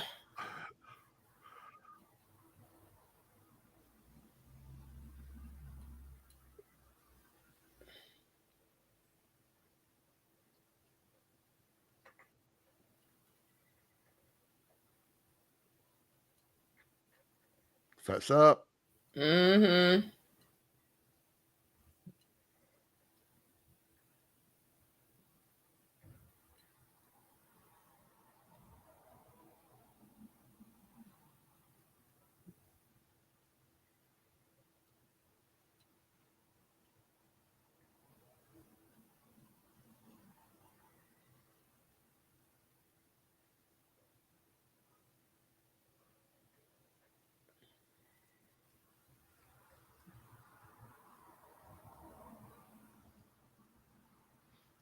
I love this whole. She reminds me of Elizabeth Shue, that actress. Yeah, a little bit. A little bit. Yeah, when she's, taller. Yeah, taller, Oh, but definitely from the side. yeah. Yeah, a little Carrie Russell too. Okay, I can see that. But this part where she's, big sister, save me, fix this, do something. This is what you're here for. Kill him. Kill him. Yeah. Do it for me. Force him to come to me. Or kill her. Like Eleanor has the capacity to do that, but hey, you're the big sister. You do it. Make it happen.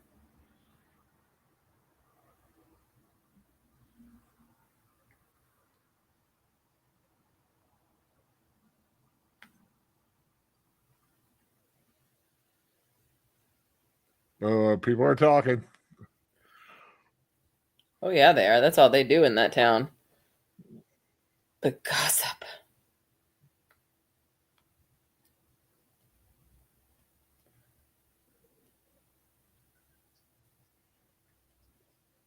It's getting around. Mm-hmm.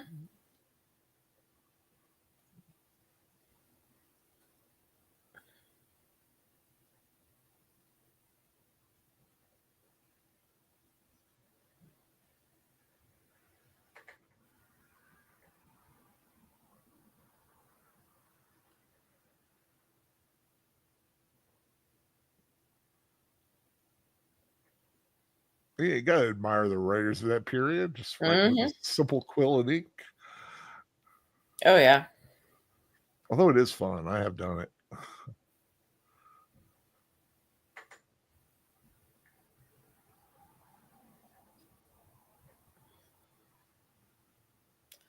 I just like the wax seals. I still have sealing wax. I with love the wax seals. I always wanted to get like a personal insignia ring, or I could just like press, Nice.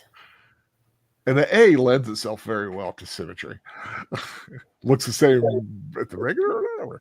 But I always thought it'd be cool to get like a stag's head, which was always my heraldic symbol. Okay. My shield. Yeah, the stamp I have is a little moon with little stars dangling off the end of it. It's very me. Do you still have the pirate flag that I had designed for you somewhere? Perhaps. I remember that. That was kind of fun coming up with. Yeah.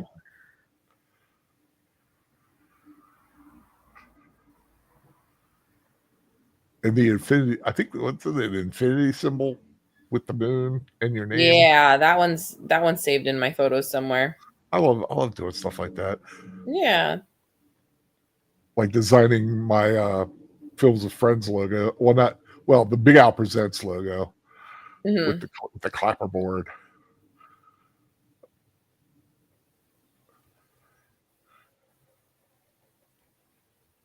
Poor girl is just wrecked.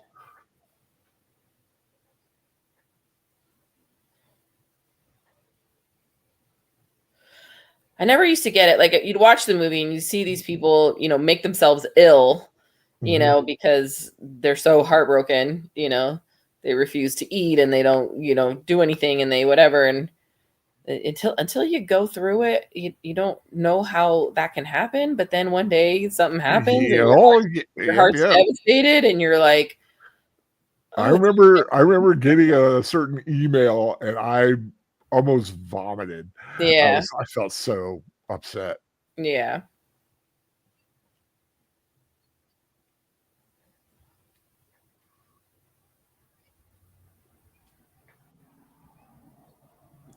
So it's like boom. She had almost talked herself into it. And then Eleanor's like, he lied to us. Yep. He loved me as I loved him. See, look, Mrs. Jennings, so sweet. Gives her all the dirt.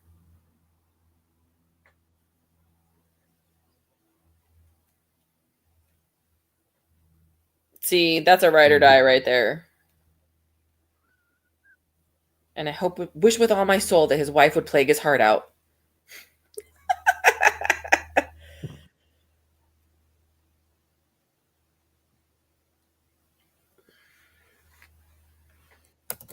I do love that language. Use my friend abominably so.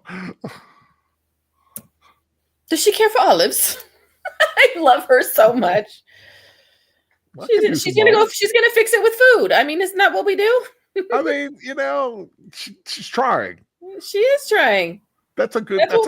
That's what they do in my family. We're Italian. We fix everything with food. Manja. That's right.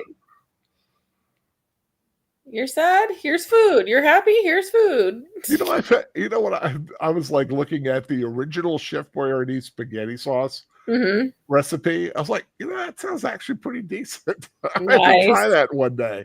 It's got carrots in it. Nope. I've had that and it's disgusting. Oh, the original Chef Boyardee? No, just shredded carrots in your spaghetti sauce. So gross. Blech. Yeah, well, see, what I would do is I would like almost pulse them. As to not have the texture. Mm-hmm.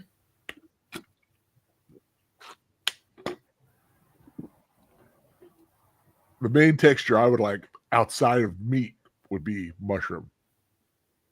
I like a mushroom. I don't because of the texture. The texture. I love the mushroom. I've literally taken like just a whole thing of mushrooms, sauteed them up, and just ate them. With butter and seasoning. Be careful. That's how we get The Last of Us. Oh, my head. It's splitting open. I've got to watch that series. You haven't seen it yet? I've seen the first episode, first 2 episodes of the first season. It was I just never got I just never got back to it. Yeah, it was really good. The second season's supposed to be coming out soon. I can't remember the exact date, but sometime this month, I think. Second season of Andor is about to hit too. Oh yeah, Bridget was talking to me about that the other day. I haven't started it yet, but or I tried to start it and it was one of those things that I couldn't just have on in the background. Right. And so I was like, I got to come back to it when I can actually focus. Got to pay attention to that one. Oh, shh, this is the part. This is when he tells her everything. The reveal. The reveal.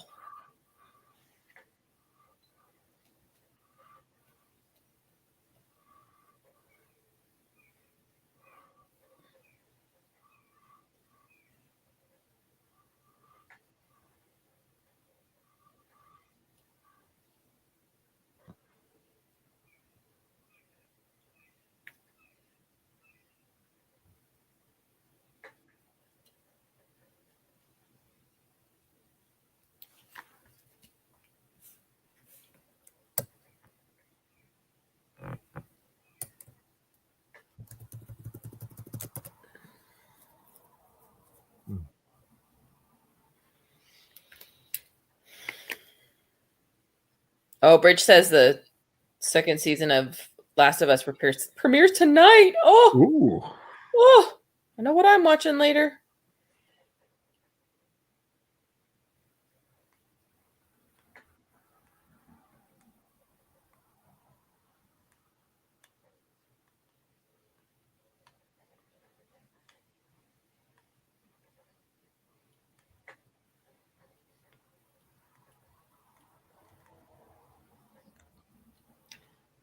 And the blackguard who left her.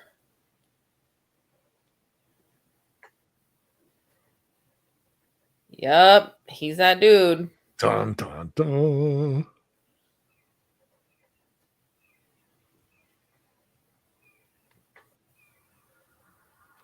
So good.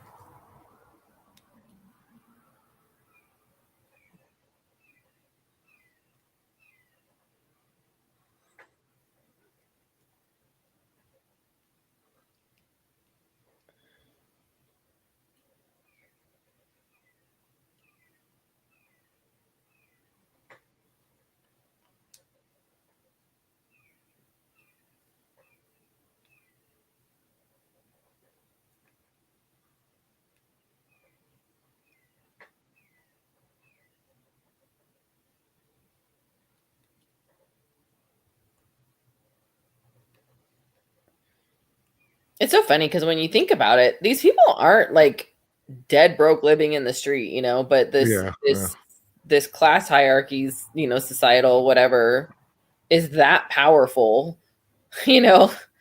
It's nuts. It's crazy. But Yeah, if you're, I mean, you get, it's like getting shunned, you know? yeah.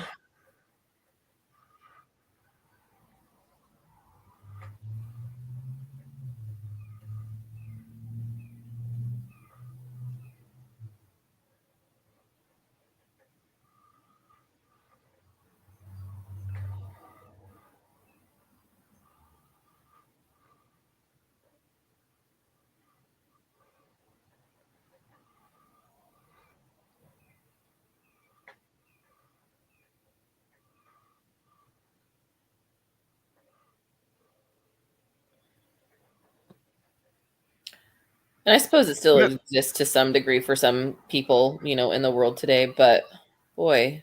I mean, for that period, he is kind of in a tough situation.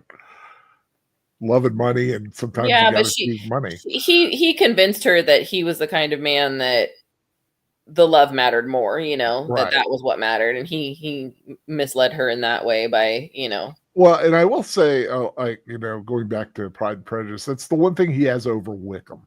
Wickham's a scoundrel from the start, right? And was a scoundrel to the end, basically. Right.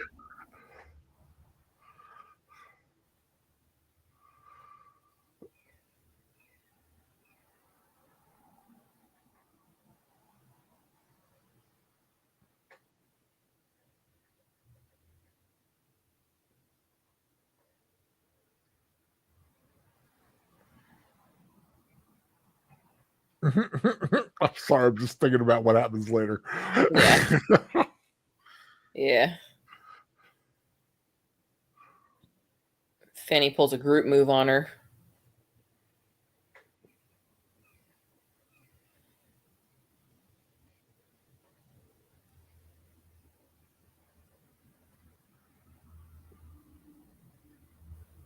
Oops. Oh, he went to see Eleanor before he went to see you. Ooh.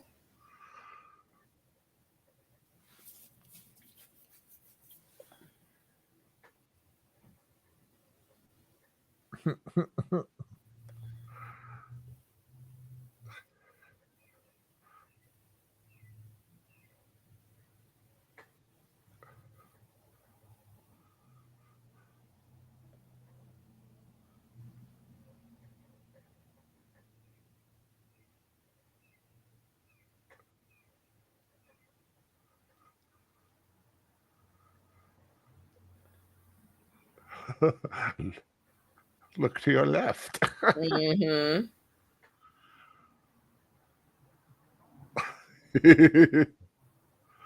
His balls just leaped up into his abdomen.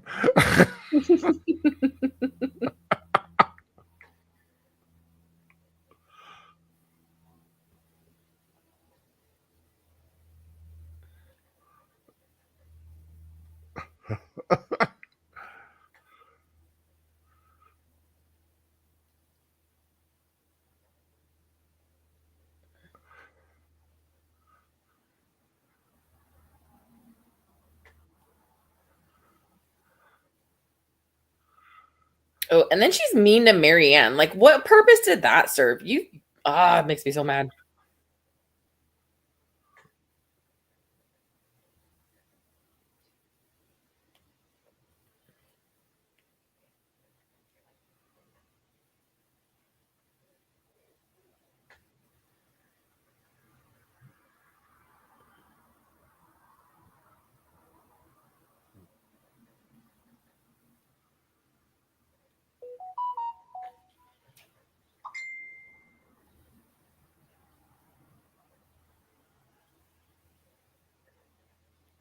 Ugh.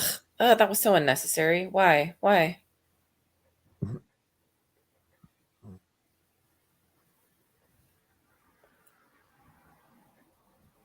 He wants to be anywhere else right now. Mhm.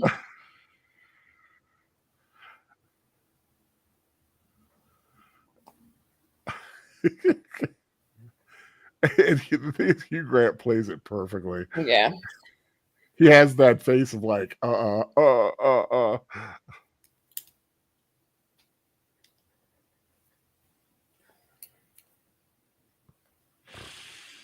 He's like, sure, I would love nothing more than to escort you back. Deuces. I'm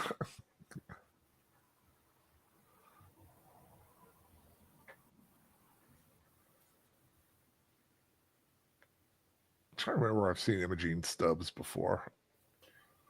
Beyond this. Yeah. I can't think of anything, but boy, do I dislike her in this film. She was okay. She was in Eric the Viking. I do remember that.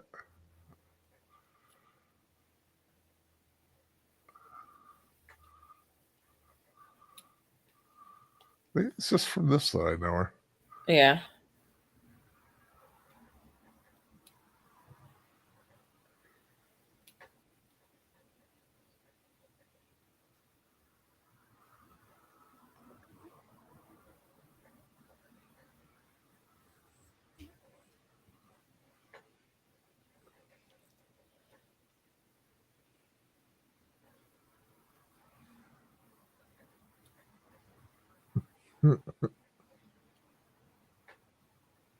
Oh yeah, here's where she pulls the group move on her. Mm-hmm.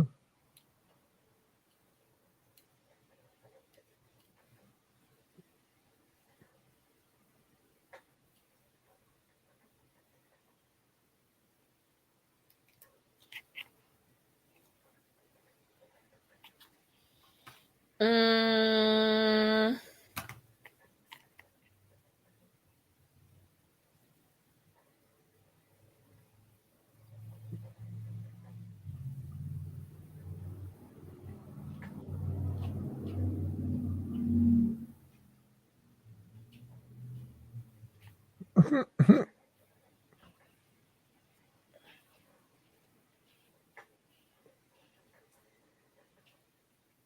There we go. yep, there it is. She grabs her by the nose. Like, who does that? Here comes the gossip. Oh yeah. Mrs. Jennings never ran so fast in her life.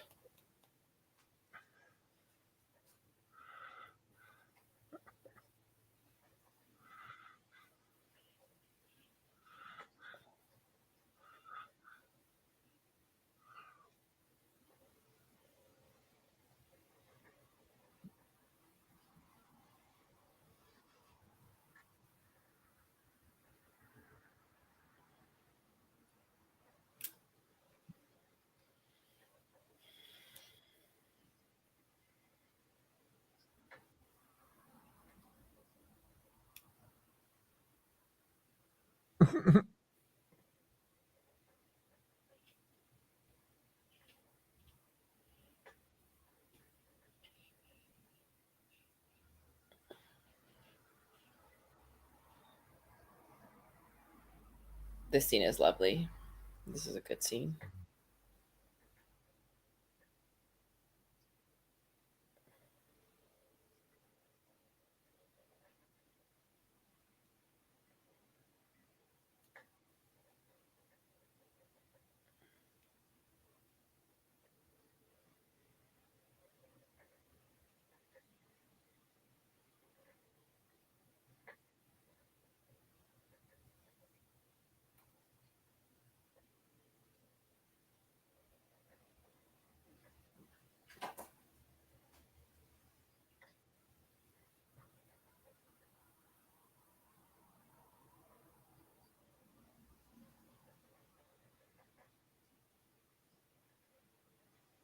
Oh, Eleanor.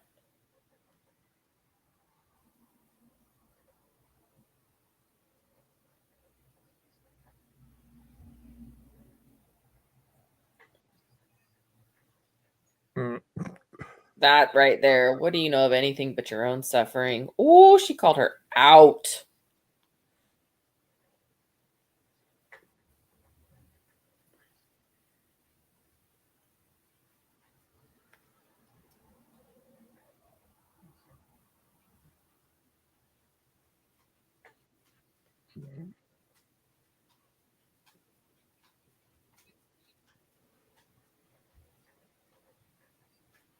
This eyes welling up with tears like that. Mm-hmm.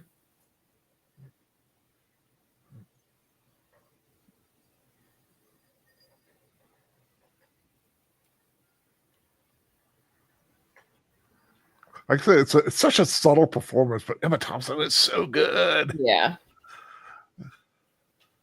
because you can read it in her face.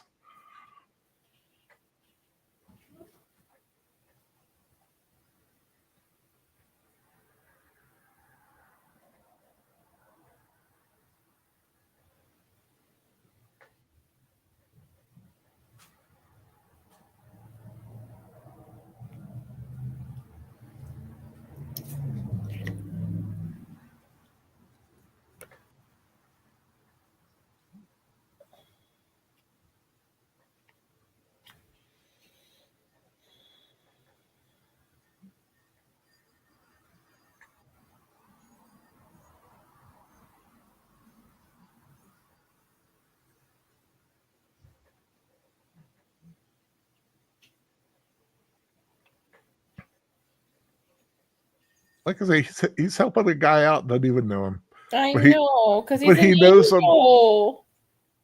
but he knows her and Mm-hmm. how highly they think of him, and that's enough for him. I know.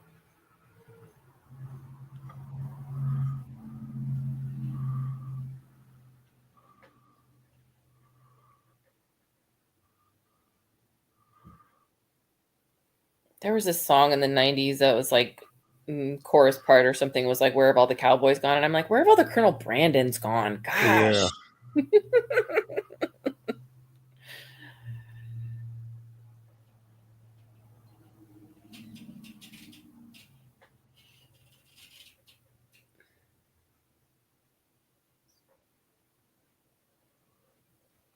I love her because she's so diplomatic. She literally is like, "Your family is trash," but she says it in such a nice and kind way that it doesn't sound like an insult. This is that scene where she does that whole thing about him not understanding kindness because of the unkindness of his family.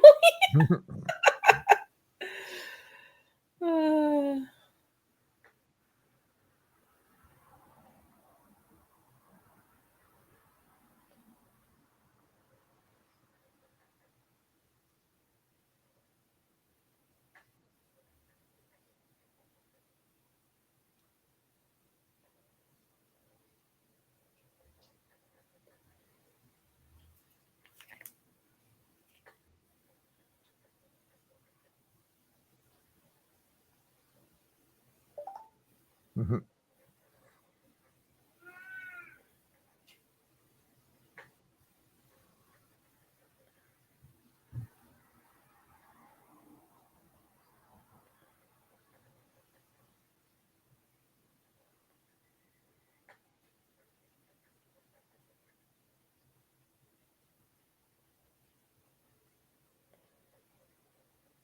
Although they never interact really, you get an idea that Edward and Brandon would probably end up being pretty close friends. Mm-hmm. Well, they're gonna have to get to know each other Well, because the sisters, yeah. Well, spoilers for those who haven't seen. Just saying.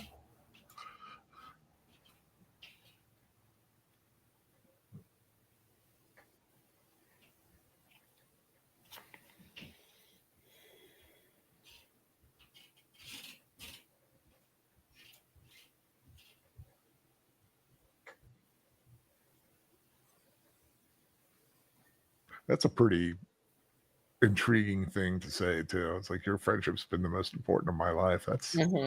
Yeah. That's heavy. Yeah.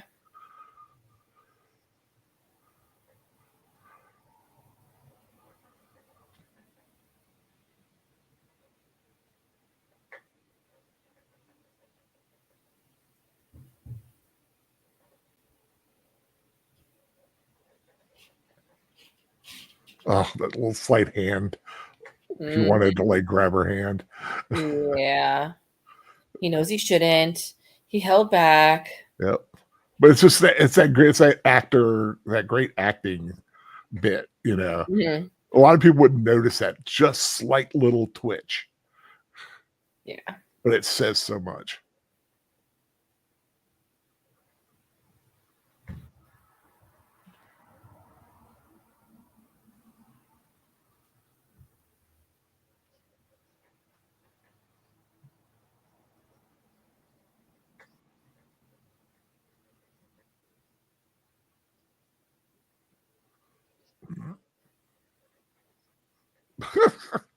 That's some tall trees. Yeah.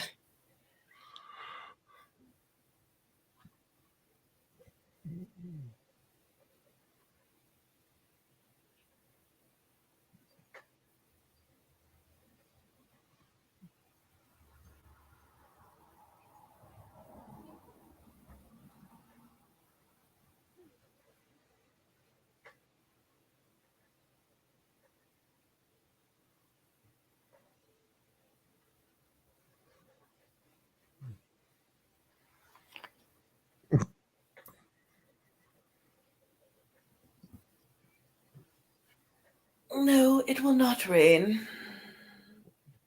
You always say that, and then it always does.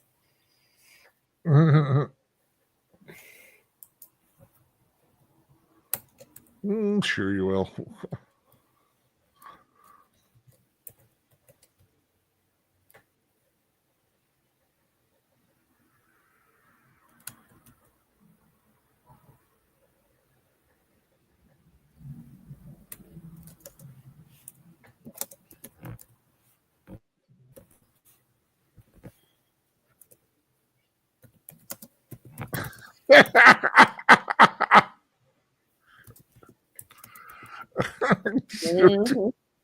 Mhm. Poor you, Lori. Yep.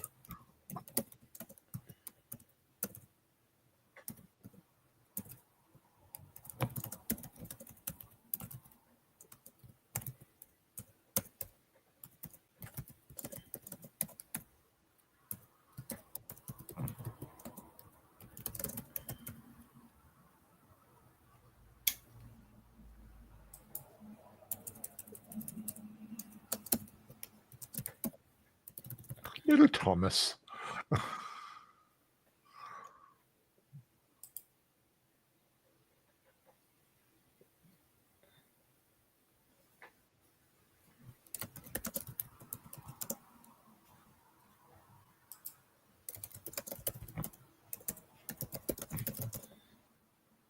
Thunder and lightning, very, very frightening.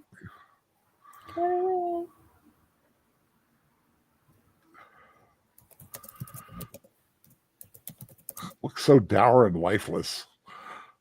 That's the point.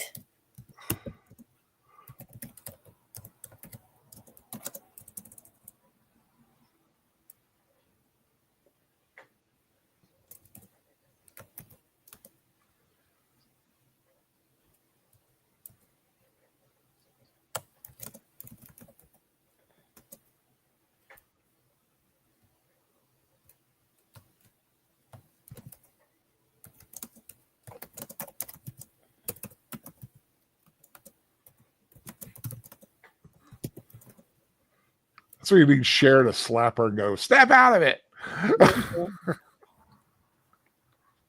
She's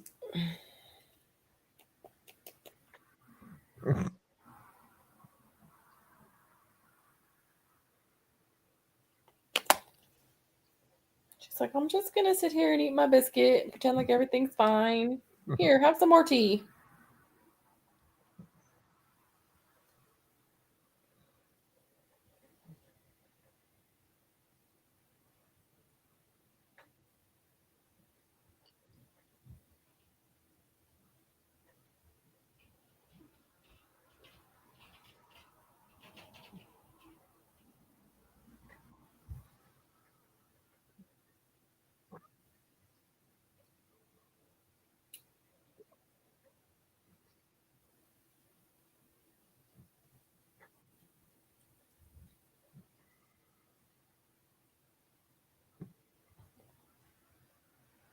He's exhausted himself.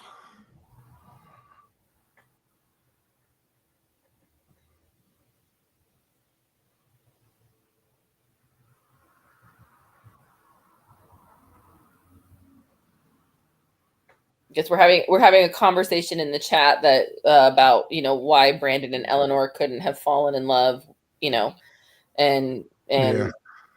what Jane Austen is what is her point for making that not the obvious choice, going a different route or whatever. Is it about who you're attracted to, who you connect with, who you have the chemistry with, or is it about how to teach us that love changes over time? It doesn't always, it's not always this raging passionate thing. Mm-hmm. Maybe sometimes it evolves into something deeper or more subdued or whatever. I don't really know. I haven't done any studies on Jane Austen's work. I've not taken any classes on that, but it is a question.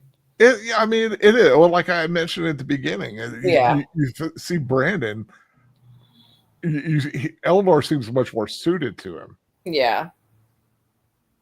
And they're closer in age. There's less of an age difference. Not that mattered to them back then, but Yeah.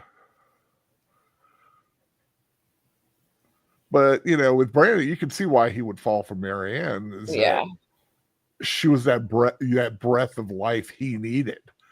Well, she reminded him of somebody he had been in love with once before as well. Right. So yeah. And so it was that he could see it. He could see in her what she did for him was very significant. Yeah. In the way it made him feel. Yeah. Which is sometimes means a lot to a person, Yeah. It's not just how I feel about you, but it's how you make me feel. Yeah.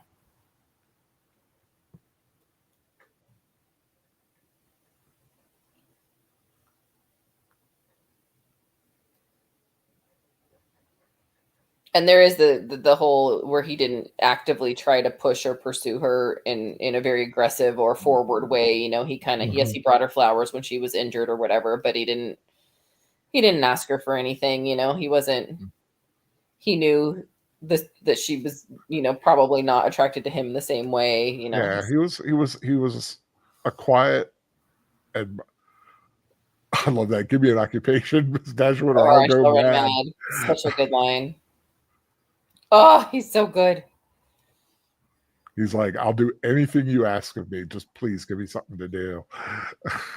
So this is the part that's in the book that's not in the film, and that is that when they're here at the Parkers' home, and Marianne's, dying essentially, and Colonel Brandon leaves, everybody leaves, and it's just Eleanor and the servants and Marianne.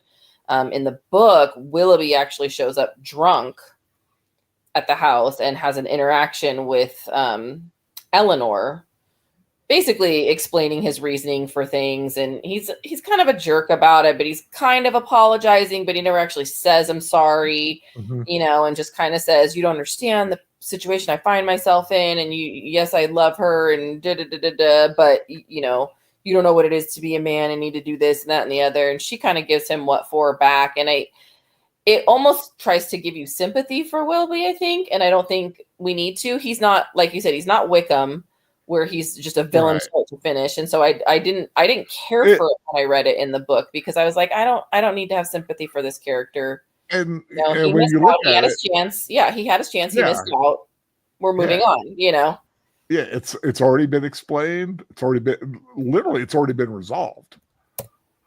It is what it is. It's already happened. You've made your choice. You don't need to be here. And so I remember reading it and going, oh, that wasn't necessary. Why is that in there? But I mean, that's the source material. So Jane can do what Jane wants to do. But I was glad after reading that Emma Thompson chose to leave it out. Or whoever's choice that was. I think it was the right choice. Mm-hmm.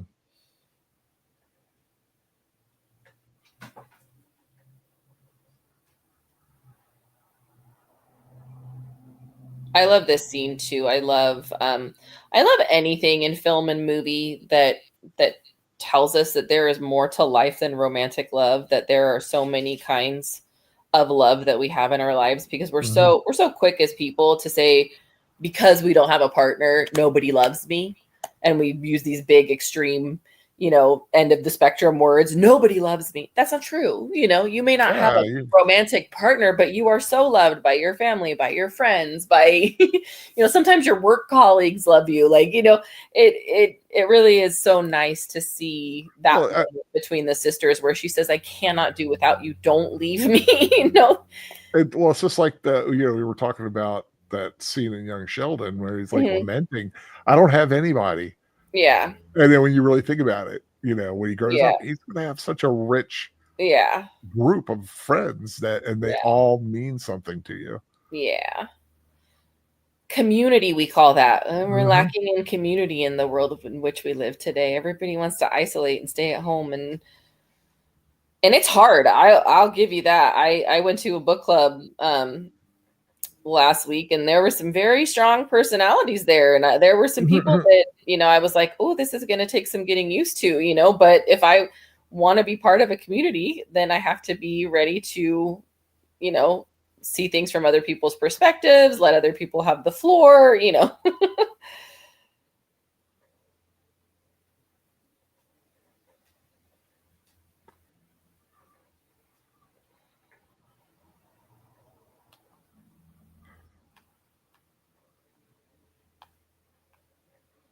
Fever broke. Yeah.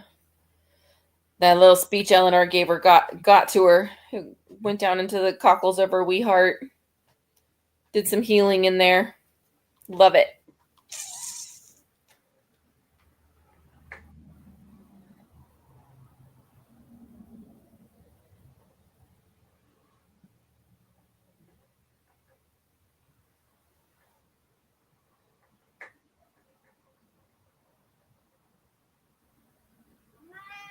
This part right here. Oh.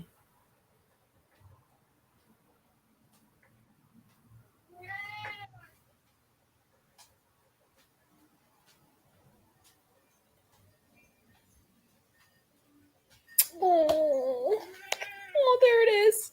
The little glimmer of hope.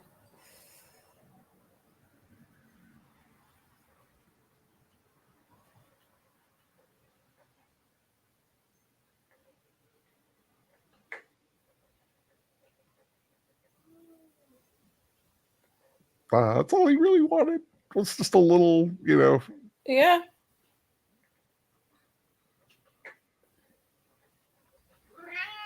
What, baby girl? My cat is crying now. Oh, I was wondering. I thought it was a sheep outside the window. No, it's Chex. It's Chex. She wants to go outside, but she's not an outdoor cat. And so she cries at the window when it's a nice day. And I'm very sorry, but we live next to a busy road and there's all kinds of horrors outside. You can't go outside. Sorry. There she is. See? She's arguing with me. That's I never really did like Willoughby. You know. I love that. Oh my gosh, it's so funny. Such a switch. Earlier it was Willoughby can do no wrong, and why should you think ill of him? And la la la la la la. No, you know, there was something in his eyes I didn't like. You are such a liar.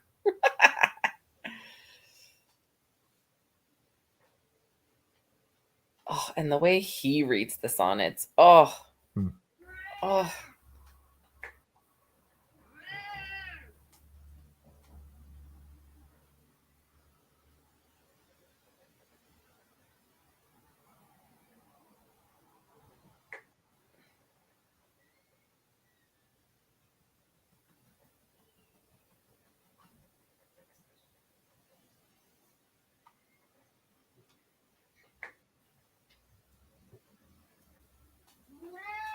Come here.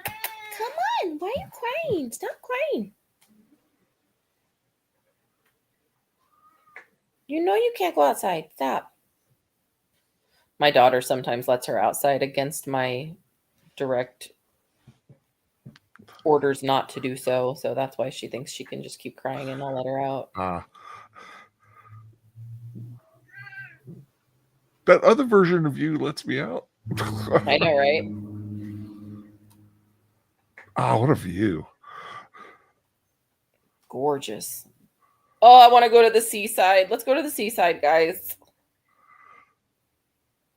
I can imagine I was watching the season 3 of White Lotus this week. Oh, It's yeah? I'd love to go to Thailand. It looks so beautiful the way they were showing it. Yeah. Aside from all the cobras and the Right? lizards and the monkeys floating around, but still, I like a monkey. So funny. What? Jeez Louise.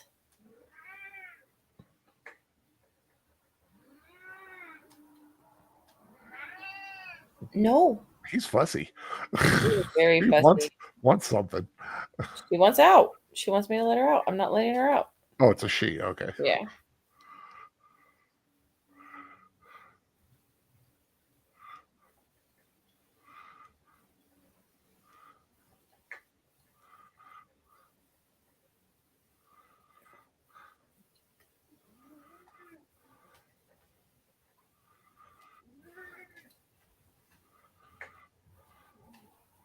Come here. Come here. Ooh, that was a dagger. Yeah. Mr. Ferris is married. I've seen Mrs. Ferris myself.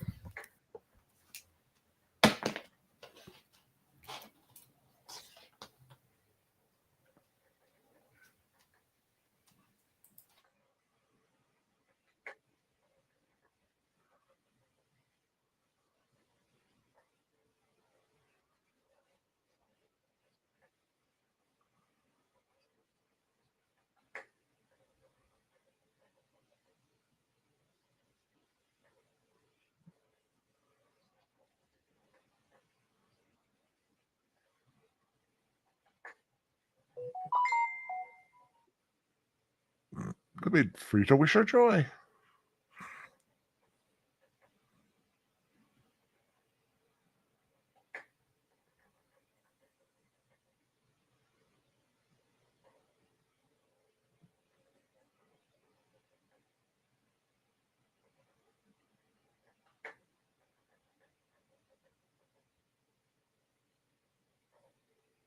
Oh, it would be nice to live in the olden days.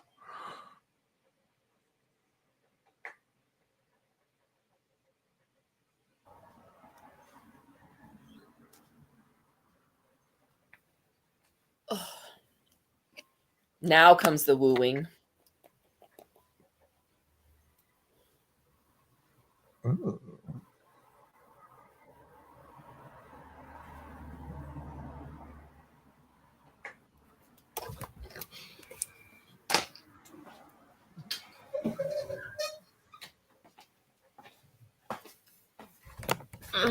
Yeah, sure it is. Mm-hmm.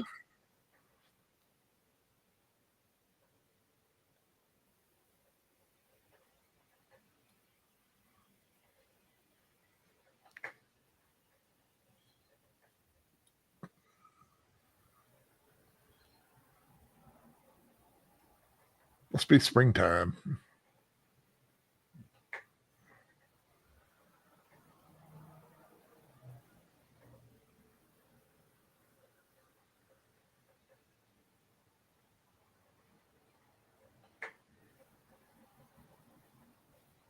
I remember doing that as a kid. Yep. I used to be pretty good. And then I try as an adult, I just can't do it. Yeah, it's still fun to do. Or at least to try. We would do it with the kids and stuff. You get the little the flower that's like, do you like butter? You put it on the chin. Yep, I see you like butter.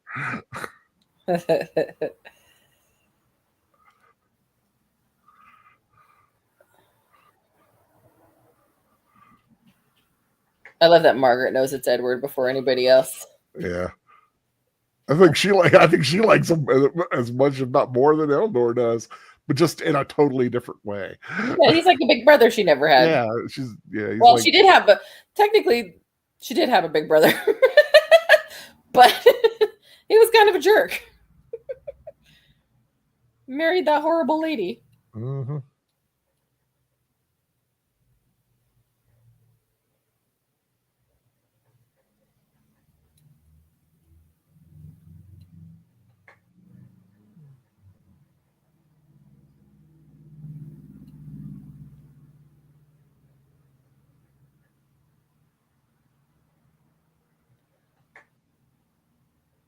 like it. The proper etiquette of there's Mrs., Miss, and then Miss name.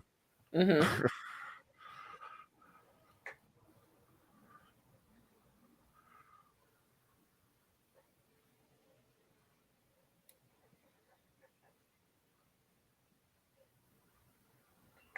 Mhm.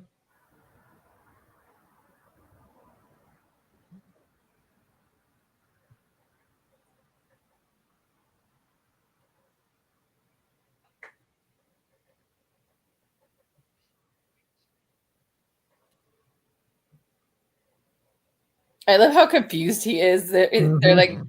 "May I wish you great joy?" And he's like, Well, thanks. "Thanks." Like, what?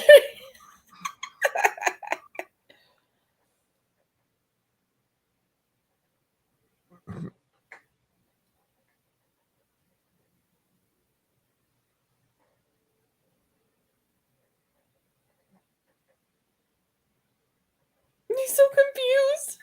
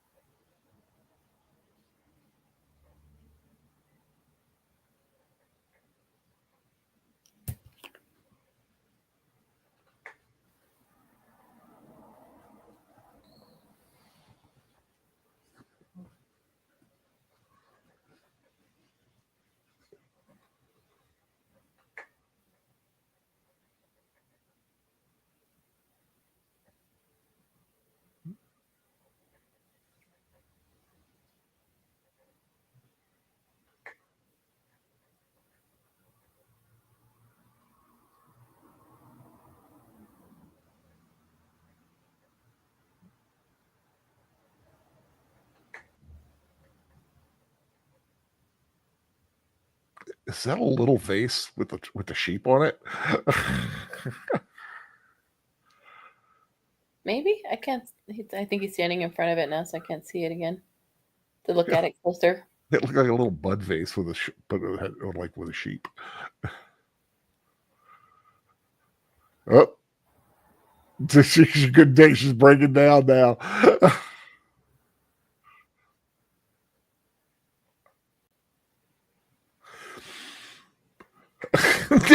Let's like, yeah, let's get out of here.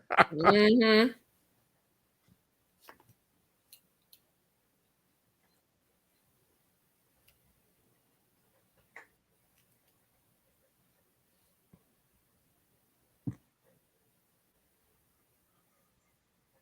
The way they all scoot out of the room is priceless. Mm-hmm. That little eyes shot. It's like, oh, let's go here.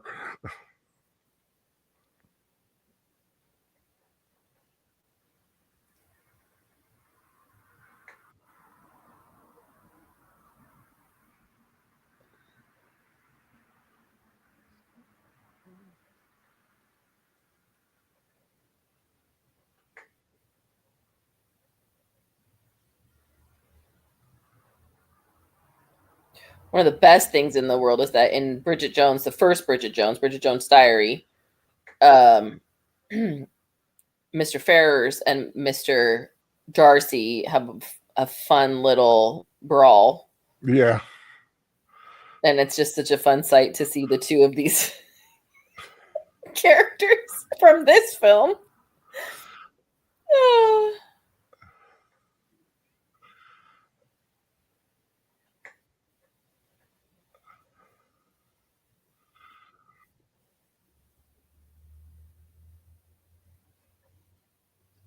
Aww. Look at that wedding cake. Yeah.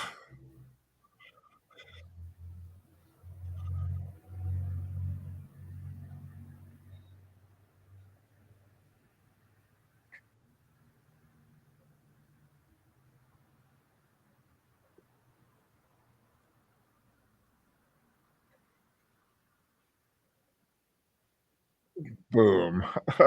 Look at that smile. See, she's happy. She's not settling.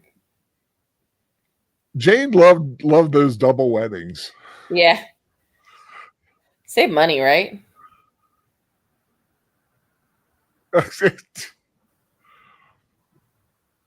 She's like, oh. And there he is on the hill, realizing what he lost. Yeah.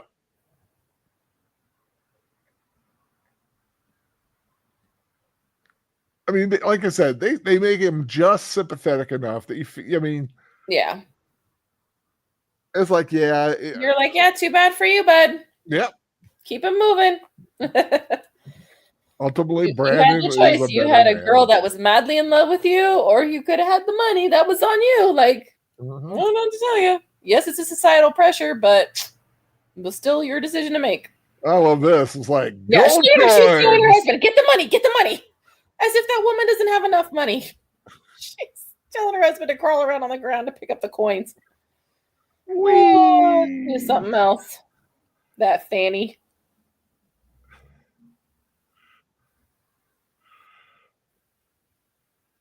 And that's the end of the movie, boys and girls. And they lived happily ever And after. Dems.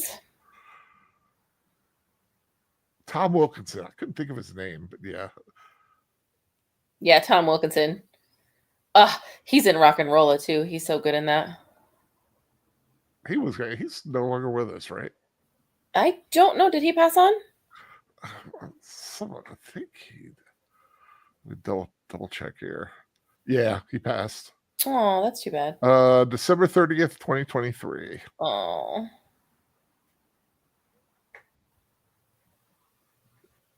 Yeah, he was a lot of things. He's in a lot of things. I enjoyed. He's one of those actors where, like I said, sometimes it's hard to come up with his name, but you see him and you know you're watching something good. Yeah.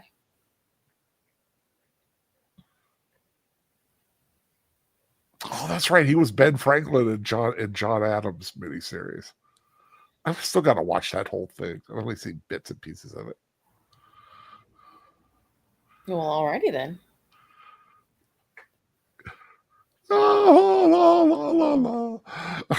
Yep. Well, I'd like to thank everybody who joined us to watch this. I had a lot of fun, except for that little glitch at the beginning. Well, sort of at the beginning there. We had a little technical issue with Cosby going on. And Sierra, thank you for, like I said, you're always welcome to watch a movie with me anytime. You just let me know when, where, and what movie.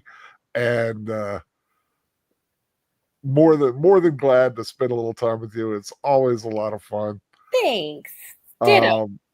Thank everybody who joined us. Lady Mist that joined us. PY Boy 11. I'm looking at just in the Cosme. Bridget. Bridget, Connie, thank you for joining us. Connie Cleary. Yeah. I'm trying to see anybody who I might have missed.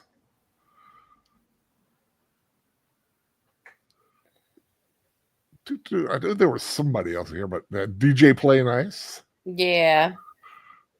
Thanks for coming in and boosting the algorithm, man. Yeah, it's all like I said, hit that thumbs up. Always appreciated. Columbia Pictures, and there we go. And if Cosby is known for anything, it starts again. Oh, nice. There we go. Well, I'll head out of the Cosby there. Here's where we usually ask, so what you got coming up on YouTube? But you're not a YouTuber. I'm not. So you just have your normal thing. Well, let me tell you what I've got coming up so everybody knows. Of course, keep an eye out for my reviews. I never know when they might come up. I'm trying to get around to watching a movie called Black Bag, which I've heard some good stuff. But I mean, if you want to know what I think about Snow White and the Death of a Unicorn and White Lotus season 3, they're all up and available. 10 words or less, all you need to know. With a little ramble at the end, of course, to fill in the other some of the other bits and pieces. But next Saturday night, I'm going to be watching Lord of the Rings by Ralph Bakshi. And then the following Friday, going to be watching Return of the King from the Rankin Bass. So we're going to fill in all of that. And then May got a lot of great stuff coming up. Rest of the year got a lot of great stuff coming up. But like I said, in August, we're going to be revisiting the Regency period and some Jane Austen again. So I hope you guys will like that. We'll be doing Emma and Pride and Prejudice, the Keira Knightley version, because the 6-hour miniseries, which is the definitive version in my book, it's just a little too long for the rewatches, I think. But once again, thank you, Sierra.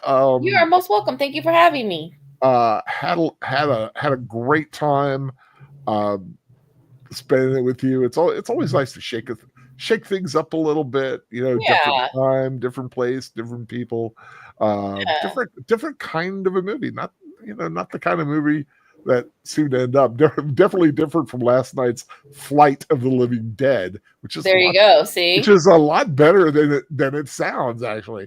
But it was definitely better with friends, which is what we always say. It's all great to watch a film by yourself. It can be a lot of fun, but it's nothing like having friends joining you over. When you can't have them over, sitting on your couch, it's nice having you guys either here in the stream or in chat. It just makes the experience so much better, knowing you're not alone. It's a great time to socialize. It's always great to have you guys joining in. Thank you, Sierra, again for joining in. You're most welcome. Thank you, Bridget, for joining in as well. It was great to have you in. You're welcome to join your mom too if you ever want to do a little. I almost said 3-way.